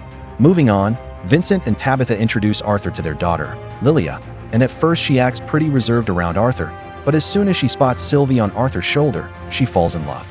She asks Arthur if it's alright for her to touch Sylvie, and once Arthur gives her permission, she immediately starts cuddling. While Lilia is doing that, Reynold informs Arthur that Vincent technically owns this house, so they should probably get his permission before they destroy anything. Vincent gets worried as soon as he hears Reynold mention destruction, and his fears are confirmed when he finds out that Reynold and Arthur are planning on sparring in the garden. Everyone heads outside to watch the match, but Vincent asks if it's really okay for Arthur and Reynold to fight. He honestly has a hard time believing that someone as young as Arthur could have reached the light red core stage, but Alice knows Arthur has always been quick to learn new things. Plus, it's not like he has a reason to lie about it, so Tabitha tells Vincent to just sit down and enjoy the show. In reality, Arthur could have broken through to the orange stage years ago, but while he was training with his beast will, he wasn't allowed to train his mana core. but he still has some other tricks he is dying to show off. As the match begins, Arthur and Reynold begin trading blows, and Reynold is impressed by how strong Arthur has gotten, but he is still able to overpower him in terms of strength. Eventually, distance is created between the two of them, and Reynold says he wants to kick things up a notch, so he engulfs his hand in flames and tells Arthur he can back out now if he wants. All mages in this world have a type of elemental mana which they are most compatible with, and while conjurers are able to easily manipulate these elements, the same can't be said for augmenters. However, there is one exception to this rule, because when augmenters reach a certain level, they are able to identify their compatible element and use it to strengthen their attacks. Imbuing his body with fire magic has made Reynold a lot tougher to deal with, so Arthur decides to go all out as well and begins channeling mana into his arms. The two clash again, and this time they are a lot more equal than match, but Arthur still gets blown back by Reynold's force. All of Arthur's knowledge from his past life made his training with Virion very effective. So, Arthur and Reynold are able to fight each other, and they are able to fully master fire magic early on in his training. So Virion told him he might want to begin training to go beyond regular fire. And this is the result of that training. Arthur once again gathers mana in his hands, but this time, electricity begins to crackle around Arthur as he starts generating lightning. Reynold can't believe Arthur is really capable of using a higher form of fire magic, but Arthur isn't done yet. So while using the lightning, he simultaneously begins controlling the water from the fountain and uses it to attack Reynold from behind. Reynold is able to block the attack. He is utterly shocked that Arthur is able to use both fire and water elements. He couldn't be prouder of his boy. So he hugs Arthur and asks him where he learned to do that and if he has any more interesting tricks to share. Arthur explains that he only recently learned how to use lightning magic and he still can't control it well, but he is making good progress. Eleanor runs out onto the field to check on Arthur and Reynold. Meanwhile, Vincent and Tabitha just stand. They're in awe because no normal kid should be capable of what Arthur just did. Later that evening, they are able to use the water from the fountain and use it to attack Reynold. They all sit down to eat dinner, and Vincent won't stop talking about how impressive Arthur is. Reynold says he has known Arthur as special ever since he awakened his mana at the age of 3, but that sounds unbelievable to Vincent since even the geniuses of this world only awaken mana around the age of 8, although most geniuses don't blow up their house in the process. Reynold bursts out in laughter when he recalls that incident, but maybe he laughed a little too hard because he ends up falling over in his chair. Just then, Vincent gets up and suggests that Arthur could enroll in the Axorus Academy. Reynold had never even considered something like that because Gyrus Academy is an institution where mostly rich and influential mages attend. Tabitha agrees with Vincent and says they could even sponsor Arthur's tuition since someone as talented as him is bound to achieve great things in the future. Alice is hesitant to accept their offer since they've already helped them out a lot, and now they want to pay for Arthur's education as well. Not to mention the fact that Arthur is only 8 years old and the academy has an age limit of 10. Vincent says he already thinks Arthur is a great guy, but he's not. He's not a great guy. He's not a great guy. He's not a great guy. He's not a great guy. He's not a great guy. Vincent says he already thought of that, and due to the nature of his work, he happens to know the director of the academy personally, so if he talks to her about it, he's sure he can get an exception for Arthur. However, before Vincent says anything more, Arthur speaks up and says it would be nice if they asked him for his opinion before deciding on something like this. Arthur just reunited with his family today, and he would like to spend some time with them before anyone talks about sending him away to school. He then excuses himself from the dinner table and starts walking through the halls, but he still isn't familiar with the layout yet. Just then, Lilia calls out to him and warns that Arthur might get lost in the basement if he continues heading that way. She tells Arthur to follow her, and Arthur has nothing better to do right now. So if he does so, and is led to one of the break rooms where all the house servants gather. All the servants welcome Lilia since she often comes here whenever she has free time, and although Arthur just got here today, all of them know who he is because he burned up the garden during his fight with Reynold earlier. Arthur apologizes for causing them trouble, but they aren't really mad about it. Lilia asks Maria if there's still any duck left over, and there is, but Maria warns Lilia to be careful how much she eats because she has been getting fat lately. One of the maids tells Arthur that Lilia often comes here when she gets stressed out. Her parents really want Lilia to awaken as a mage, so they've been making her go to lessons nonstop. Of course, Lilia also wants to become a mage, but the pressure still takes a toll on her, so she needs a break every now and then. Later that night, Arthur is spending some time with his parents, and they are still really excited compared to the last time they saw him, but he's still the same person. On the inside, it's great that with Arthur's talent, he is bound to become a great mage one day, but either way, his parents would still love him. They'd love to stay and talk more, but they are sure Arthur must be tired from a long day, so they get up and wish him a good night. But before they leave, Reynolds wants to talk to him about what Vincent said earlier. It may seem like he is being pushy, but everything he said was with Arthur's best interest in mind, and no one expects him to go to the academy if he doesn't want to. The next morning, Arthur wakes up and rushes downstairs because he has guests who've come to see him. The members of Twin Horn heard that Arthur was back, so they came over to check on him. Arthur is happy to see them again, but Angela is even happier to see him because she pulls Arthur in for a big hug. Once Angela finally lets go of him, Arthur greets the other members of Twin Horn, but all of a sudden, Jasmine starts touching Arthur's body. It may seem weird, but she's just checking to make sure Arthur didn't suffer any permanent injuries. And once she's sure he's okay, she hugs him and apologizes. She blames herself for not being able to protect Arthur the day he got separated from everyone. So she's incredibly relieved to see that he made it out unscathed. A little while later, everyone settles down so they can catch up with each other. And Arthur is surprised to learn that the Twin Horn spent some time in the remote city of Estetin. They got a really lucrative job there, but they had to come back to the capital for a commission. Hearing about their travels made Arthur realize that he knows practically nothing of the kingdom of Sapin, let alone the continent of Dicathin. Becoming an adventurer would be a good way to learn about the world, but that would mean he'd have to leave his family again, and he's not sure if he wants to do that. A few days later, Arthur is back in his room training with his beast will, and he discovers that it grants him the power to freeze time. But at his current level, he can only keep time frozen for a few seconds, and it completely exhausts him. Every time he tries it, he is starting to wonder if it's really worth going through all this effort for a power he doesn't understand. But then he remembers that he is doing this so he can protect the people he cares about. But before that, he realizes that Sylvie really stinks, so he immediately takes her to the bath. Sylvie hates getting bathed, but Arthur refuses to let her violate his nostrils in this beautiful mansion. And speaking of the mansion, since the Helsty family owns such a luxurious home, he figures their auction house must be really profitable, but he doesn't know much about them. Arthur eventually finishes cleaning Sylvie, so he is dry and grout on his bed, but then his family comes in and tells him it's his turn to get cleaned up. Arthur didn't really pay much attention to his appearance during his stay in the Elf Kingdom, so his mother takes him to her favorite hairdresser, and the hairdresser promises to make him look fabulous. He still pretty much looks the same, but his hair is a little shorter now, so everyone says he looks super cool. Arthur asks why they all suddenly took an interest in his appearance, so Tabitha tells him she was thinking about giving Arthur a tour of their auction house. But the Helsty auction house is so prestigious the members of the royal family often visit as guests, so they couldn't have him go in with his caveman's hair. Tabitha offers to show Arthur around Zyra's city since they're already here, and Ellie says she wants to tag along because she wants to hang out with her big brother. Lilia is a little jealous because before Arthur got back, Ellie would always hang out with her instead, but she also wants to spend time with Arthur, so she isn't too upset. The group spends the entire day together and are having fun playing a ring toss on a nearby statue. But while Arthur was minding his own business, a group of guys randomly decided to throw a ring in his head and then walk off. Arthur is really confused, so he asks Lilia if she knows what that was all about since those guys seemed really disrespectful. She explains that those were students of the Zyra's Academy, and they act that way because with that uniform, everyone in town practically treats them like royalty. Arthur is disappointed because he didn't think he'd have to deal with snobby kids from the academy here, but he decides to just ignore it for now. A little while later, Arthur senses some interesting energy coming from a store, so he goes over to check it out, and his parents explain that this store sells beast cores. Arthur is stunned because he had no idea that beast cores could be bought and sold since he never saw it happen in the Elf Kingdom, but it's pretty common here in the Human Kingdom. Tabitha explained that beast cores can be used to increase a mage's strength, and if it has a beast will, it can cost up to 100 gold coins. To put it into perspective, that's enough money for Arthur's family to live comfortably for the next 250 years. Tabitha tells Arthur that the auction house is actually going to sell some beast cores later, so she can let him touch a core if he wants.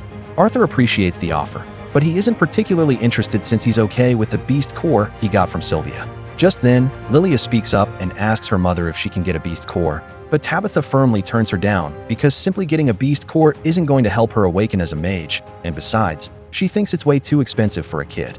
Like Lilia keeps trying to convince her to buy a beast core for her, but Tabitha remains firm and says she's done talking about this. They then go to have lunch at a cafe, but Arthur can tell that Lilia is really upset about this. From the conversation earlier, he can tell that Tabitha doesn't want Lilia to rush her awakening, but Lilia seems impatient for some reason. He's about to ask her about how she can get a beast core, but she's about it. But then he notices that Lilia is gone, and for some reason, even though Tabitha was sitting right next to her, she didn't say anything when her daughter got up and started walking into a dark alleyway.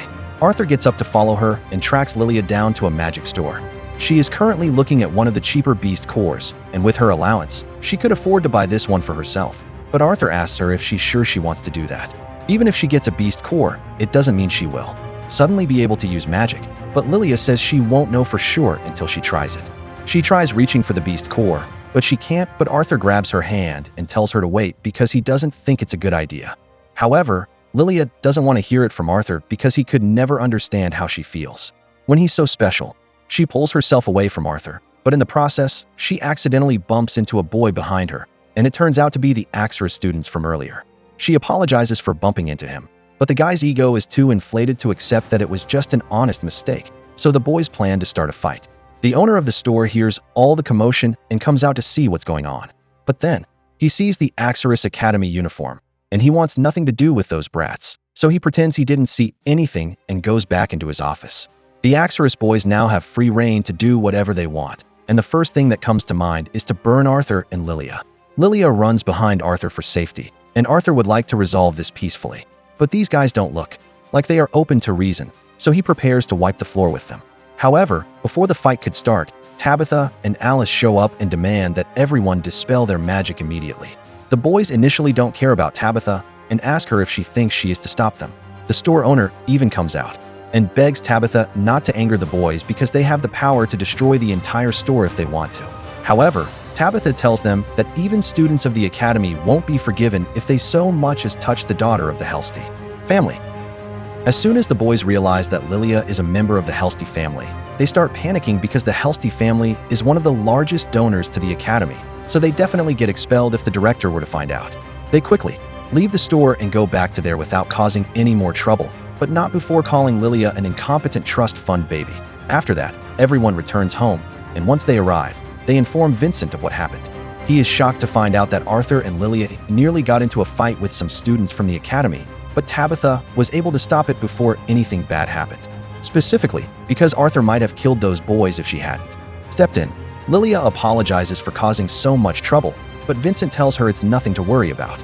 She didn't do anything wrong, and with all the donations he has made to the academy, an incident like this won't affect her chances of enrolling. He also tells Arthur that the same applies to him, but Lilia is so insecure that she thinks her father is saying he wants Arthur to enroll in the academy instead of her. Her parents try to reassure her that that's not what they are saying, but Lilia sees herself as a failure for not being able to use magic, so she believes her parents must also think she's a failure. She yells that she hates both of them and runs off, leaving them really confused. A few hours later, it's time for dinner, so Arthur goes to call Lilia down, but he finds out that she's not in her room. When Lilia was young, Vincent would often tell her stories about the academy, so Lilia was always looking forward to it, and that made her impatient. However, she wouldn't be able to enroll until she awakened her mana, but it has taken longer than expected. Her parents always told her that there's no need to rush it, but then she saw Arthur having mastered magic at such a young age, and it made her feel insignificant.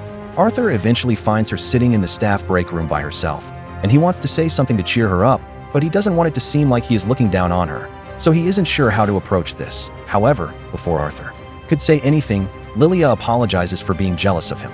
After Arthur demonstrated his power, he earned all of her father's attention, but she doesn't blame him because it's her own fault for being so incompetent. She really thinks her parents are disappointed in her, and Arthur understands the feelings of self-doubt that must be racing through her mind. So he grabs her face and tells her she isn't a disappointment. He can tell that she has been working hard, and her parents understand that as well. Arthur is sure that they are very proud of her, so the fact that an anomaly like him showed up won't change that. Lilia laughs because she now realizes how silly she was being. Her father wants her to become a mage so she can be happy, which is why he has been donating so much money to ensure that she gets enrolled at the academy. She understands that she has to be her parents don't want her to push herself too hard. But the more Vincent does to secure Lilia's position, the more others will look down on her as a spoiled child. So Arthur wants to help her out. He asks her if she really wants to be able to use magic, because if so, he knows of a method to speed things up. A few hours later, Arthur tells Lilia's parents that she left the house, and they are caught off guard, so they ask him to explain. Arthur tells them that he sent Lilia to do some training so she can awaken her magic, but in case they are worried, he assures them that the people he sent Lilia to help her out are the ones who are going to help her out. Lilia, who are really nice. Vincent and Tabitha ask him why he would send Lilia away without getting their permission first, but Arthur tells them Lilia is the one who wanted it to be this way. If she had talked to her parents before leaving, then her resolve would have wavered, but she did leave a letter behind for them. so Arthur hands it to Vincent. The letter explains how Lilia has always felt useless because she couldn't use magic. So no matter how many years it takes, she's going to train hard to become an amazing mage. However, until then she isn't going to return home, so she tells her parents to take care of themselves. Vincent falls to his knees in despair because he realizes this is all his fault. He is the one who reinforced the idea that Lilia needed to become a mage to be happy. In truth, whether she can use magic or not, she will always be his daughter, so he could never think of her as useless. After Vincent says this, Arthur tells Lilia that it's time to come out, and to Vincent's surprise, she was hiding behind the door the entire time. Vincent asks what's going on here, so first, Arthur apologizes for tricking them. He knows how devastating it can be to think your child has suddenly disappeared, so he is truly sorry for putting them through that, but he did it to prove to Lilia that her parents would love her regardless of whether she could use magic or not. Vincent understands why Arthur did it, so he isn't upset, and in fact, he now realizes how wrong he has been. So he goes up to Reynolds and Alice and apologizes to them for trying to send Arthur to the academy when he just returned home.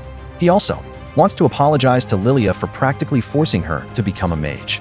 He tells her she doesn't need to go to the academy, and she doesn't need to become a mage to live a happy life, so she is free to do whatever she wants.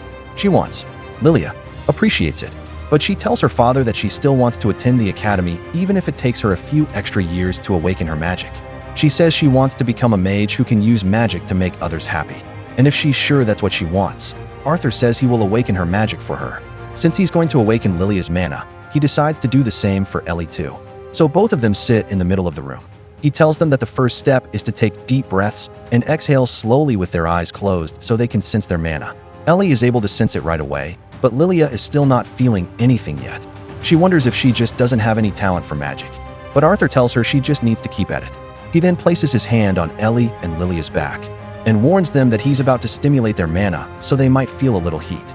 Once Arthur completes the process, Lilia begins to see glowing lights, meaning her mana has finally awakened, and she couldn't be happier.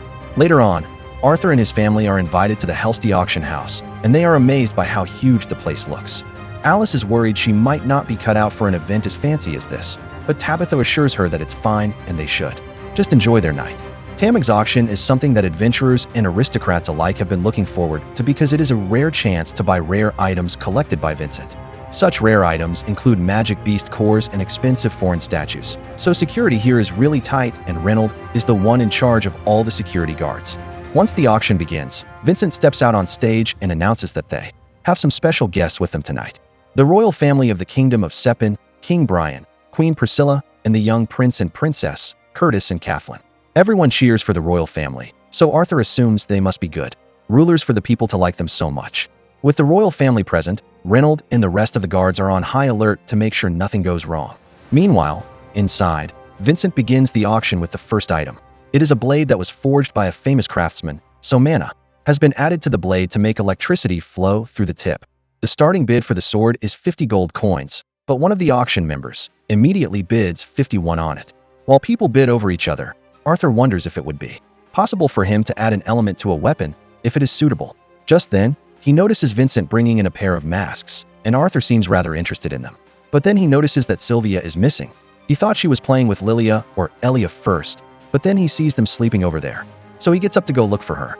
Meanwhile, Sylvia is walking through the auction house halls without a care in the world, but all of a sudden, she is stopped by the mage that came with the royal family. Back up to the auction, she is seen by the mage, and the mage is on stage. Vincent brings out the next auction item and informs everyone that this is an A-rank lion cub. As soon as he sees it, Prince Curtis tells his father he wants one. So, once the bidding starts, the king immediately offers 1,000 gold coins for it. Of course, no one is going to try to outbid the king, so the lion cub is sold to him without delay. The king comes up onto the stage to claim the cub, and Vincent asks him what he plans to do with it. The king tells him he could tame the cub for himself, but Curtis said he wanted to become a beast tamer, so the king plans to hand it over to him. The king says he wants to tame the cub for himself, but Curtis says he at the same time. Arthur is busy looking for Sylvie when he hears her scream coming from down the hall. He runs over and finds the mage looking at Sylvie, and he immediately recognizes him as the one who came with the royal family, so he would like to avoid causing trouble here. He politely asks the mage to let Sylvie go since she is his mana beast, and the mage is disappointed to hear that since he thought she was one of the auction items. Sylvie runs over to Arthur's side, and Arthur is about to leave, but the mage says he is still interested in Sylvie, and he has been meaning to get a mana beast for himself. The mage says he is still interested in Sylvie, and he has, so he demands that Arthur hands Sylvie over. Arthur looks at him like he's stupid and asks what makes the mage think he would do such a thing. But rather than just accept the fact that Arthur isn't willing to give Sylvie up, the mage proceeds to blast fire at Arthur to intimidate him and says this is an order from a royal mage. But Arthur remains unfazed and decides to walk. However, this only makes the mage even more angry, so he threatens to make Arthur's parents pay for this. And while Arthur is willing to ignore threats made against him, he will not tolerate threats made against his family. Arthur is willing to ignore threats made against his family. He turns around and dares the mage to say that again, while releasing terrifying amounts of murderous intent. However, he must have forgotten that he's in Vincent's auction house. His murderous intent spreads over the entire auction house, shattering all the windows at once. And while those with mana like the king are able to withstand it, those without like Vincent are immediately incapacitated. The king rushes to check on Vincent, and the royal guards surround the king because they assume the murderous intent must be coming from an intruder. The king tells them that he can handle himself, so they should focus on protecting the others. Here, capturing the intruder, Arthur soon realizes what he has just done, and while he may have succeeded in scaring the royal mage, he knows he just caused a whole lot of trouble. He dispels his murderous intent, but the damage is done as everyone is now in a panic. No one knows what's really going on, so Reynold orders everyone to evacuate for the time being until he can get this all sorted out. As a result of the incident, once everyone has been evacuated, the king asks to speak with Reynold in private. He wants to address Reynold's failure to capture the culprit in time, and Reynold sincerely apologizes, but unfortunately, the king says he must be punished. Reynold is willing to accept whatever punishment the king sees fit, but before King Brian can make any judgments, the royal mage speaks up and asks him to consider forgiving Reynold since there were no casualties. However, the mage isn't doing this just to be nice, and he makes that clear by commenting on how nice Arthur's mana beast looks. The king introduces everyone to Sebastian and tells them that he's a mage serving as security for the royal family. Sebastian has saved the king's life countless times, so the king thinks he's a good man. He's a good man. He's a good man, tease. A good man. He's a good man. He's a good man. He's a good man. And when he heard Sebastian say he was interested in Arthur's mana beast, he asks Reynold if he would be willing to give it to Sebastian as thanks for his consideration. Arthur tries to speak up, but Alice stops him because it is rude to talk out of turn to a royal like that. Reynold then responds to the king's request and tells him he can't agree because Arthur acquired Sylvie on his own, so Reynold has no right to give her away to someone else. In that case, the king then decides to ask Arthur directly. So he turns to him and asks if Arthur would be willing to give Sylvie to Sebastian. But Arthur politely declines because nothing could ever replace Sylvie. The king then offers to trade the world lion he just bought in exchange for Sylvie, claiming that while Arthur's mana beast seems rare, the lion should still be worth more. But once again, Arthur refuses and tells the king that he does not intend to give away, sell, or trade Sylvie for any reason. The king is starting to grow impatient and tells Arthur that he has already asked him twice and a king shouldn't have to repeat a request. He asks Arthur one last time to give up his mana beast, but the king's persistence is starting to get on Arthur's nerves, so he gets up and asks the king if he would be willing to sell his children. Hearing this stuns the king so much that he doesn't know what to say, but Arthur continues and reminds the king that he has already turned down his request 3 times already. Yet he refuses to accept that some things are so precious that they aren't for sale. So he wants to know how the king would respond if someone came up to him and demanded to buy his children. The guards immediately run forward to attack Arthur for both of them out with 1 punch each. Sebastian calls the knights fools for failing to kill 1 small child, and he wants to acquire Sylvie at all costs, so he fires a spell to hopefully burn Arthur to death. However, Arthur activates his static world ability and freezes time for everyone except Sebastian. Sebastian is confused and wonders why everyone stopped moving, but Arthur tells him none of them can hear a word he says. He then begins walking over to Sebastian slowly, and Sebastian tries to get him to stay back by telling Arthur he can win against a royal mage. But in response, Arthur simply snaps one of Sebastian's legs. He starts calling out for help, but Arthur tells him no one can save him here, so he had better listen to what Arthur has to say while he still has functional ears. Arthur warns him to know his place and be careful about who he threatens, because next time, things will be much worse for him. A few seconds later, the static world fades, so time returns to normal and Arthur passes out from all the exertion.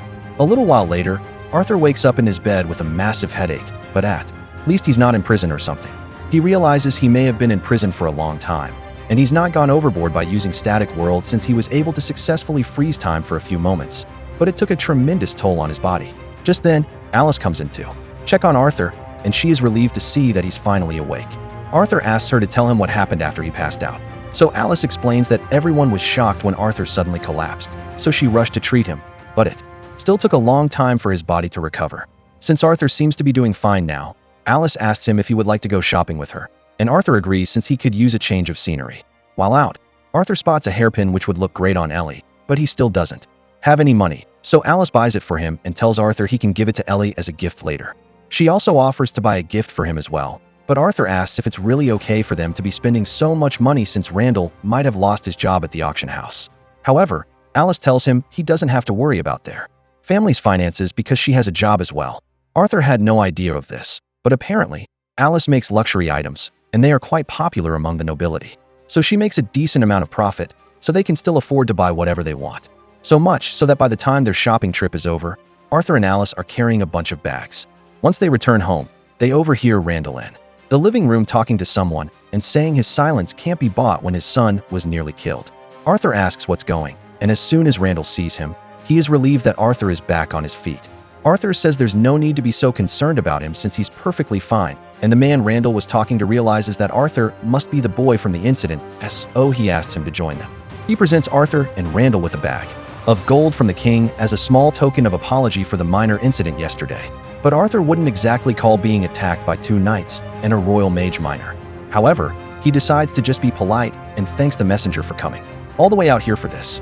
The messenger is pleased to see that Arthur is being so understanding, so he assures him that the two guards who attacked him have been fired because the king would never want to kill a child over something as insignificant as refusing a request. Randall doesn't think merely being fired is enough of a punishment for the knights who tried to kill his son, but the messenger points out that Arthur was rude to the king after all, and the king was even kind enough to forgive Randall's negligence in protecting the auction house. So Randall shouldn't be upset about the guards getting some leniency as well. Randall was about to say something, but Arthur cuts him off and says there's no need to be angry since it was his fault for speaking out of line to begin with, and he managed to get out of it without any major injuries, so it doesn't bother him. But speaking of injuries, Arthur asks what happened to Sebastian since his leg was broken. The messenger explains that Sebastian was also fired for attacking Arthur and is now receiving treatment at a hospital. He kept insisting that Arthur was the one who broke his leg, but that sounded absurd since no one saw Arthur do it and they were looking at him the entire time. Instead, the king believes the energy from Sebastian's spell must have backfired and broke his leg by accident. The king is greatly bereaved that something like this happened, which is why he is going on so far to render an apology. And while the messenger acknowledges that Arthur is a good kid with innate talent, he also says that Arthur is a good kid with innate talent.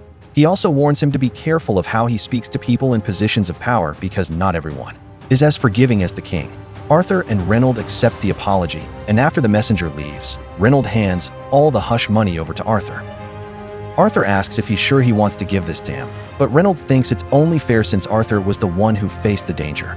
And besides, he's going to need money if he plans to do something in the future. Today was an extremely humbling experience for Arthur since while he may have been a king in his past life, here he is still nothing more. He is going to need a way to counter political power, so he needs to acquire some political power of his own. And to do that, the next morning, he meets with Good Sky, the dean of the Magic Academy. She holds a high status as the head of Cyrus Academy, and her power extends far and wide, so not many people get to meet her like this. Good Sky has heard a lot of good things about Arthur from Vincent, but she isn't one to blindly believe rumors, so she plans to test Arthur to see if he lives up to the hype. First, she tries to intimidate him with her immense magical power, but Arthur remains unfazed. However, while he was able to withstand it, he admits that Goodsky's power is truly frightening, but that's to be expected when you're facing the person who possesses the highest form of magic within this country. He plans to show her what he is capable of to prove that Vincent wasn't exaggerating about his abilities. First, he decides to surround himself with wind magic, and while doing that, he simultaneously uses earth magic to pick up a few rocks. He then uses the wind to boost the speed of the rocks as he throws them at Good Sky, but she easily blocks his attack with one hand. Arthur then manifests several fire kunai behind Good Sky, but before any of them could hit her, she uses wind magic to blow them all away. Arthur is shocked that she is able to handle everything he has thrown at her so easily that he is starting to get impatient and charges in with his fists. But before he could even get into punching range, Good Sky blows him away with a wall of wind. Arthur is sent tumbling to the ground, and it's clear that he stands no chance at defeating Good Sky as he is now. But just because he lost the duel doesn't mean Good Sky is disappointed with his performance. She tells him he is very talented, but he tends to overestimate his ability, which is why he thought he could overwhelm her. And now, just to demonstrate how powerful she truly is, Good Sky says Arthur's final test will be to see if he can stay conscious after getting hit with her next attack. She then raises both her arms and unleashes a wave of sound magic in Arthur's direction. The wave is so strong that it shatters the nearby rocks, and it nearly does the same thing to Arthur's eardrums, but he manages to brace himself and stay standing until Good Sky is done. She is very impressed by Arthur's resilience, and it makes her want to take him under her wing as a student. However, Arthur has a few conditions he wants to make known first. He only came to Good Sky because she has the power and influence he needs, and this is all to ensure that his family and friends will be protected. He says that if Good Sky can promise to help keep his family safe, then he will enroll at the academy and accept her as his mentor. Good Sky is amazed by Arthur's audacity since that deal seems completely one-sided, but Arthur believes he is worth it, and Good Sky can't argue with that since talented students like him are the ones who are going to have to face the hard to come by. Good Sky is about to agree to his terms, but Arthur has one more condition to mention. He tells Good Sky that he will only enroll once he reaches the official age requirement, because he wants to be surrounded by people his own age. Good Sky asks him why, since that would delay his enrollment by a whole 3 years, but Arthur tells her he wants to live his life to the fullest, and to do that, he plans to become an adventurer and travel all over the continent.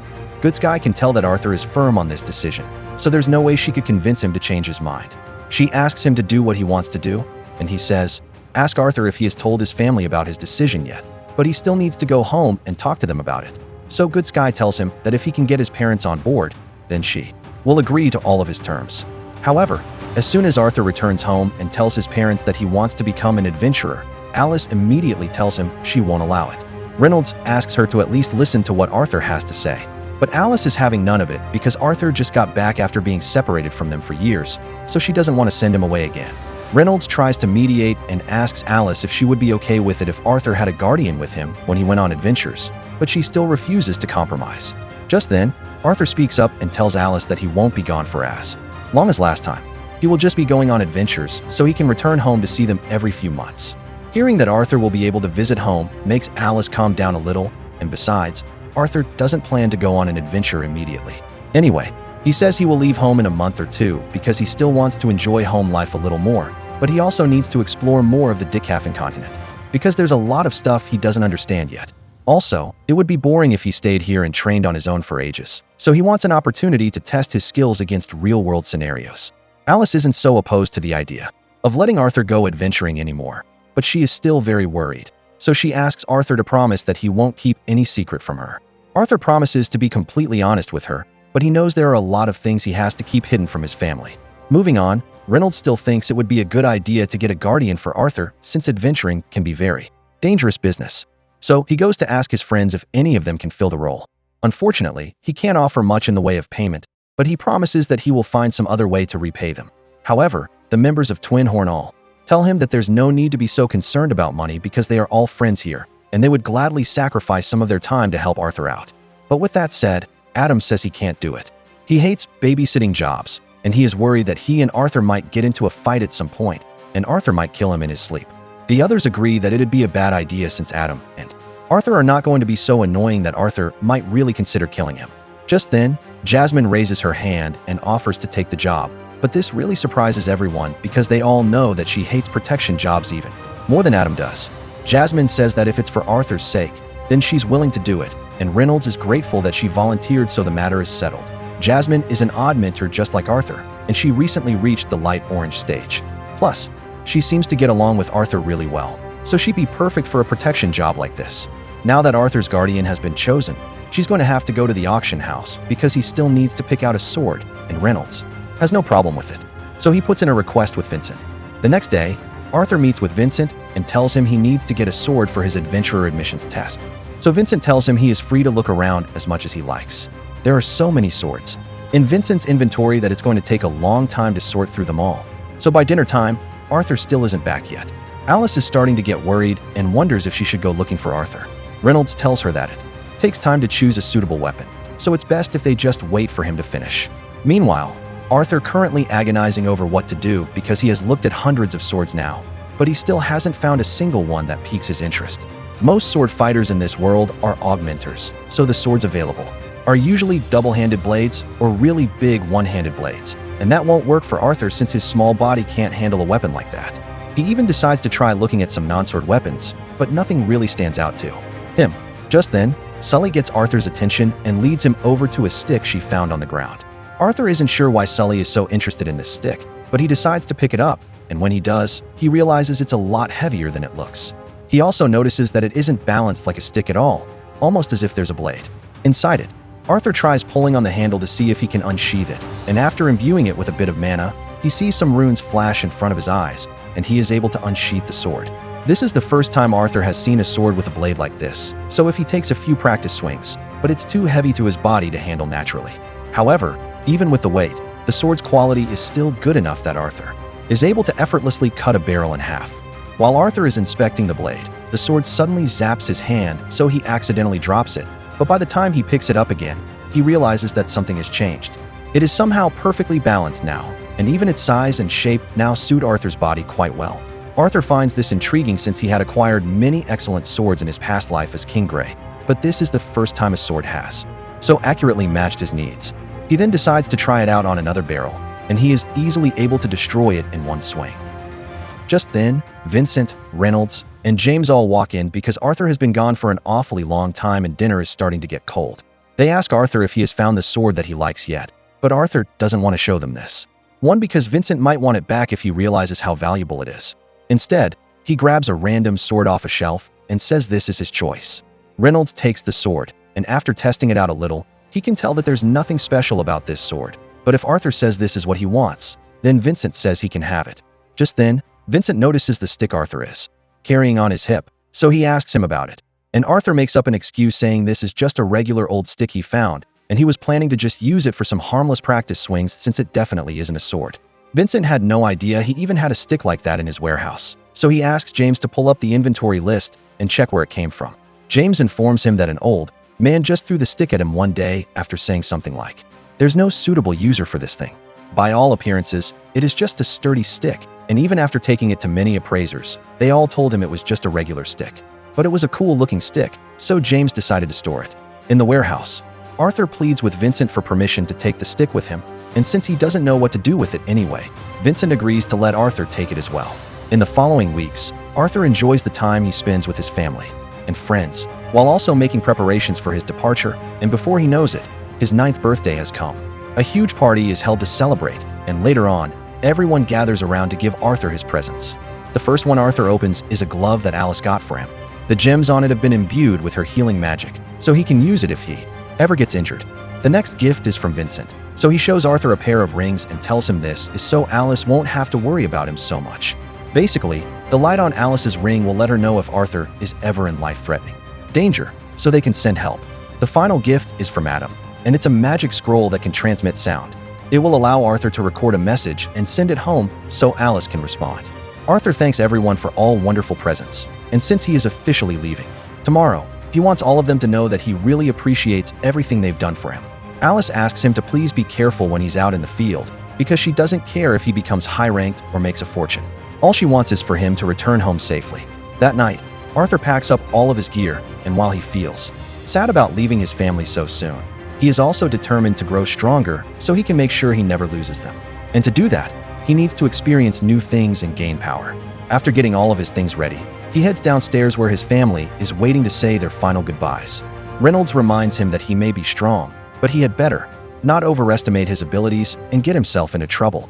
But he also wants Arthur to know that while he is out adventuring, they will be rooting for him all the way. The first step on Arthur's journey to become an adventurer is to have him officially registered as one. So he and Jasmine head straight for the Axorus Adventurers Guild so Arthur can sign up for the rank assessment exam. Arthur has no idea how this process works, but after registering, a guild employee leads him to another room, and judging by Jasmine's expression right now, he thinks things are going well so far. The reason Arthur chose to wear a mask during his time as an adventurer is because he may end up making a lot of enemies along the way, and he wouldn't want any trouble to follow him back to his family. He also doesn't want his family's connection influencing his rank assessment. But then again, as an A-class adventurer, Jasmine is pretty influential as well. The two of them are introduced to Caspian Bladeheart, the guild leader, and he informs Arthur that before the actual rank assessment, he would need to take a written exam as well as have his monochore assessed. However, he is willing to make an exception since Jasmine is the one vouching for Arthur, and Caspian happens to know Jasmine's father very well. Anyway, since Arthur is wearing a mask to conceal his identity, Caspian tells him he doesn't have to provide his real name for the registration, but he's going to need an alias, so Arthur decides that his adventurer name from now on will be. Note: with that settled, Caspian tells Arthur and Jasmine to follow him to the arena so they can begin his assessment, and along the way, Arthur asks Jasmine if she happens to be close to the guildmaster because he seems to be going out of his way to help. Jasmine doesn't deny that she knows Caspian well, but it's her father who has strong connections with the guild, not her. They eventually arrive at the assessment arena, and as soon as the doors are opened, Arthur witnesses a battle between Caspian and Jasmine. Caspian and Jasmine are fighting a battle between two mages in the middle of an assessment exam. One of them is a young water mage, Deanne, while the other is the instructor who is testing her. Deanne fires a water blast at the instructor, but the instructor is easily able to counter it and vanish into a cloud of steam. Then, before Deanne could figure out what's going on, the instructor appears behind her and bonks her on the head. The instructor praises Deanne's casting speed, but her spatial awareness is sorely lacking, so she is ranked as a C-class adventurer. Deanne seems really happy with the evaluation, and Jasmine explains that for a mage as young as Deanne, getting a C-class evaluation is quite an accomplishment. Next up is a boy named Elijah Knight. However, before Elijah actually does anything, the instructors tell him to wait a minute, and after a brief deliberation, they allow him to skip the exam altogether, and announces that Elijah is now a B-class adventurer. Everyone in the crowd is shocked by this sudden decision, you and Jasmine and Arthur, but they don't have a reason to complain, so the assessments continue, and the next candidate is a boy named Lucas Weeks. Lucas is basically a spoiled brat, and he behaves awfully arrogant for someone taking an assessment exam. But even though his arrogance is getting on the instructor's nerves, she can't deny that Lucas has talent. He is only 11 years old, yet he has already reached the light orange stage with his monochore, which, unless your name is Arthur, is practically impossible to do at such a young age. Arthur notices that Lucas's ears are pointy, and it reminds him of Tesha, so he believes Lucas must be an elf, but it's strange to see an elf in the middle of the human kingdom. As soon as the exam begins, Lucas raises his staff and begins chanting to summon a flamed guardian to attack the proctor. However, she uses earth magic to destroy it in one go, so Lucas is forced to charge in and runs to the top of the rock pillar. There he slams his staff into the rock and creates a huge firestorm in the air, which is really impressive, but it would have been even more impressive if he actually knew how to do it. Lucas is now in the middle of the exam, and he knows how to control the dance spell. Within seconds, Lucas completely loses control and nearly gets blown up by his own flames, so the instructor is forced to intervene and uses her earth magic to douse the fire while breaking Lucas's fall. Once all is said and done, Lucas is perfectly safe, and the only damage he sustained was to his fragile ego. The instructor is trying to be nice, so she commends Lucas on his extraordinary level of power, but Lucas is way too salty about losing to listen to any constructive criticism, so he impulsively tries to sneak attack the instructor while she's in the middle of telling him what he did wrong. Fortunately, Arthur throws his sword down just in time to block his spell, and the instructor now sees that there's no helping an irresponsible fool like Lucas, so even though his raw power is enough for B rank, she assigns him to D rank because he lacks any meaningful self-control. As expected, Lucas throws a tantrum and starts threatening to call his father, but the instructor simply picks him up by his collar and drags him out of the arena. The next candidate to be assessed is Arthur, so he heads down, and he decides to stop holding back for a bit. The energy coming off Arthur's body is so terrifying that the instructor instinctively takes a defensive stance. Just then, Caspian walks out onto the arena and says he is going to face Arthur personally for his assessment. The instructor asks if that's really okay, since a double A-class adventurer like Caspian is overkill for an assessment exam. But Caspian tells him there's no need to be concerned because he's just going to have a light spar with Arthur. Caspian then asks Arthur if he's okay with this, and Arthur is expecting that he'd have to fight one of the strongest people in the guild today, but he's actually looking forward to the challenge. However, if you were looking forward to the fight too, well, too bad, because we don't get to see it. After the cut fight scene, Arthur is officially registered as a B-rank adventurer, so he has completed the first step of his journey and can start living his life to the fullest. Meanwhile, the two instructors go to meet Caspian in his office, and they ask him why there are so many B-rank level adventurers this year and why all of them are children. Caspian calmly explains that he's not going to be able to fight Arthur, that 6 months ago, the youth cultural exchange took place, and even though the news wasn't made public, a few of the children of the other races were given official certifications, allowing them to become adventurers here in Sepin. Lucas Weeks is one such case. Since he is clearly an elf, and even though he broke the rules, he might still eventually be promoted to B rank because of the influence of the Weeks family. However, the Weeks family is entirely human, so it is likely that Lucas was born from an elf slave. As for Elijah Knight, neither of the instructors were given any information on him, but they were able to find out that Lucas was born from an elf slave, and he was promoted to B class without having to take the test. But that's just because he has someone influential backing him who can vouch for his skills, so Caspian can't do anything about it. The instructors ask who Elijah's guarantor is, so Caspian explains that Elijah is a human who was raised in the Dwarf Kingdom. He was sent here as a representative so he could adapt to being around humans, but the guild isn't allowed to interfere with him much. The final anomaly among the test takers was Arthur, and the instructors still think it's strange that Caspian insisted on assessing Arthur personally, but Caspian honestly has no information about him. He doesn't even know Arthur's true identity, but he is at least certain that Arthur isn't a representative of any of the kingdoms. However, he is sure that Arthur must have some connections because his guardian is the daughter of the legendary Flamesworth family, and the way he swings his sword is like that of a master. Caspian was truly amazed because he could tell that Arthur would become very powerful in the future, but as of right now, Caspian still outclasses him in strength as Arthur and Jasmine are leaving the Dwarf Kingdom. Caspian and Elijah are going to be. Arthur realizes he has become too invested in the powers of this world. He focused so much on training his magic that he forgot to keep up with his meticulous sword training, so his skills have dwindled. Just then, Arthur accidentally bumps into Elijah, and after apologizing for the mistake, Elijah tells him it was reckless for him to interfere in someone else's match. Doing those kinds of things can make you a target for others, but with that said, Elijah admits he would have done the same thing. While Elijah and Arthur are talking, Lucas pops up and inserts himself into the conversation. Arthur tells Lucas to butt out since he doesn't want to associate with rule-breaking brats like him, and Lucas takes offense to that. So he grabs Arthur by the collar and threatens to beat him up. However, since all three of them were promoted to B rank, a lot of the adventurers in the guild are paying attention to them, so Lucas won't get away with starting a fight here. Lucas eventually backs off and walks away, so Jasmine tells Arthur they should get going too, and she has a good idea for their first destination. Jasmine leads Arthur through a gate that leads him to an open field. This place is called the Beast Grazing Plains, and it's really beautiful, but Arthur thinks it's a little too peaceful for him. Jasmine explains that this is where low-ranked adventurers come to practice and gather materials for their quests, but this isn't their real destination. She tells Arthur to follow her because it will take a whole day of running to get to the place she has in mind. Arthur is a little shocked by how fast Jasmine really is, because he never really understood what it meant to be an A-rank adventurer, and it was the same when he fought on Caspian for his assessment. Despite knowing that Caspian is a double A-rank adventurer, he doesn't want to be an A-rank adventurer. Arthur still believed he could win the battle. However, Caspian easily countered everything that was thrown at him, so Arthur has been reflecting on his arrogance ever since. Just then, there's a loud crash sound in the forest, and a few moments later, a wild boar emerges from the trees. The boar monster is on a rampage, and it immediately goes after all the adventurers nearby, even eating one of them. And as soon as Jasmine sees this, she grabs Arthur and tells him they have to get out of here immediately.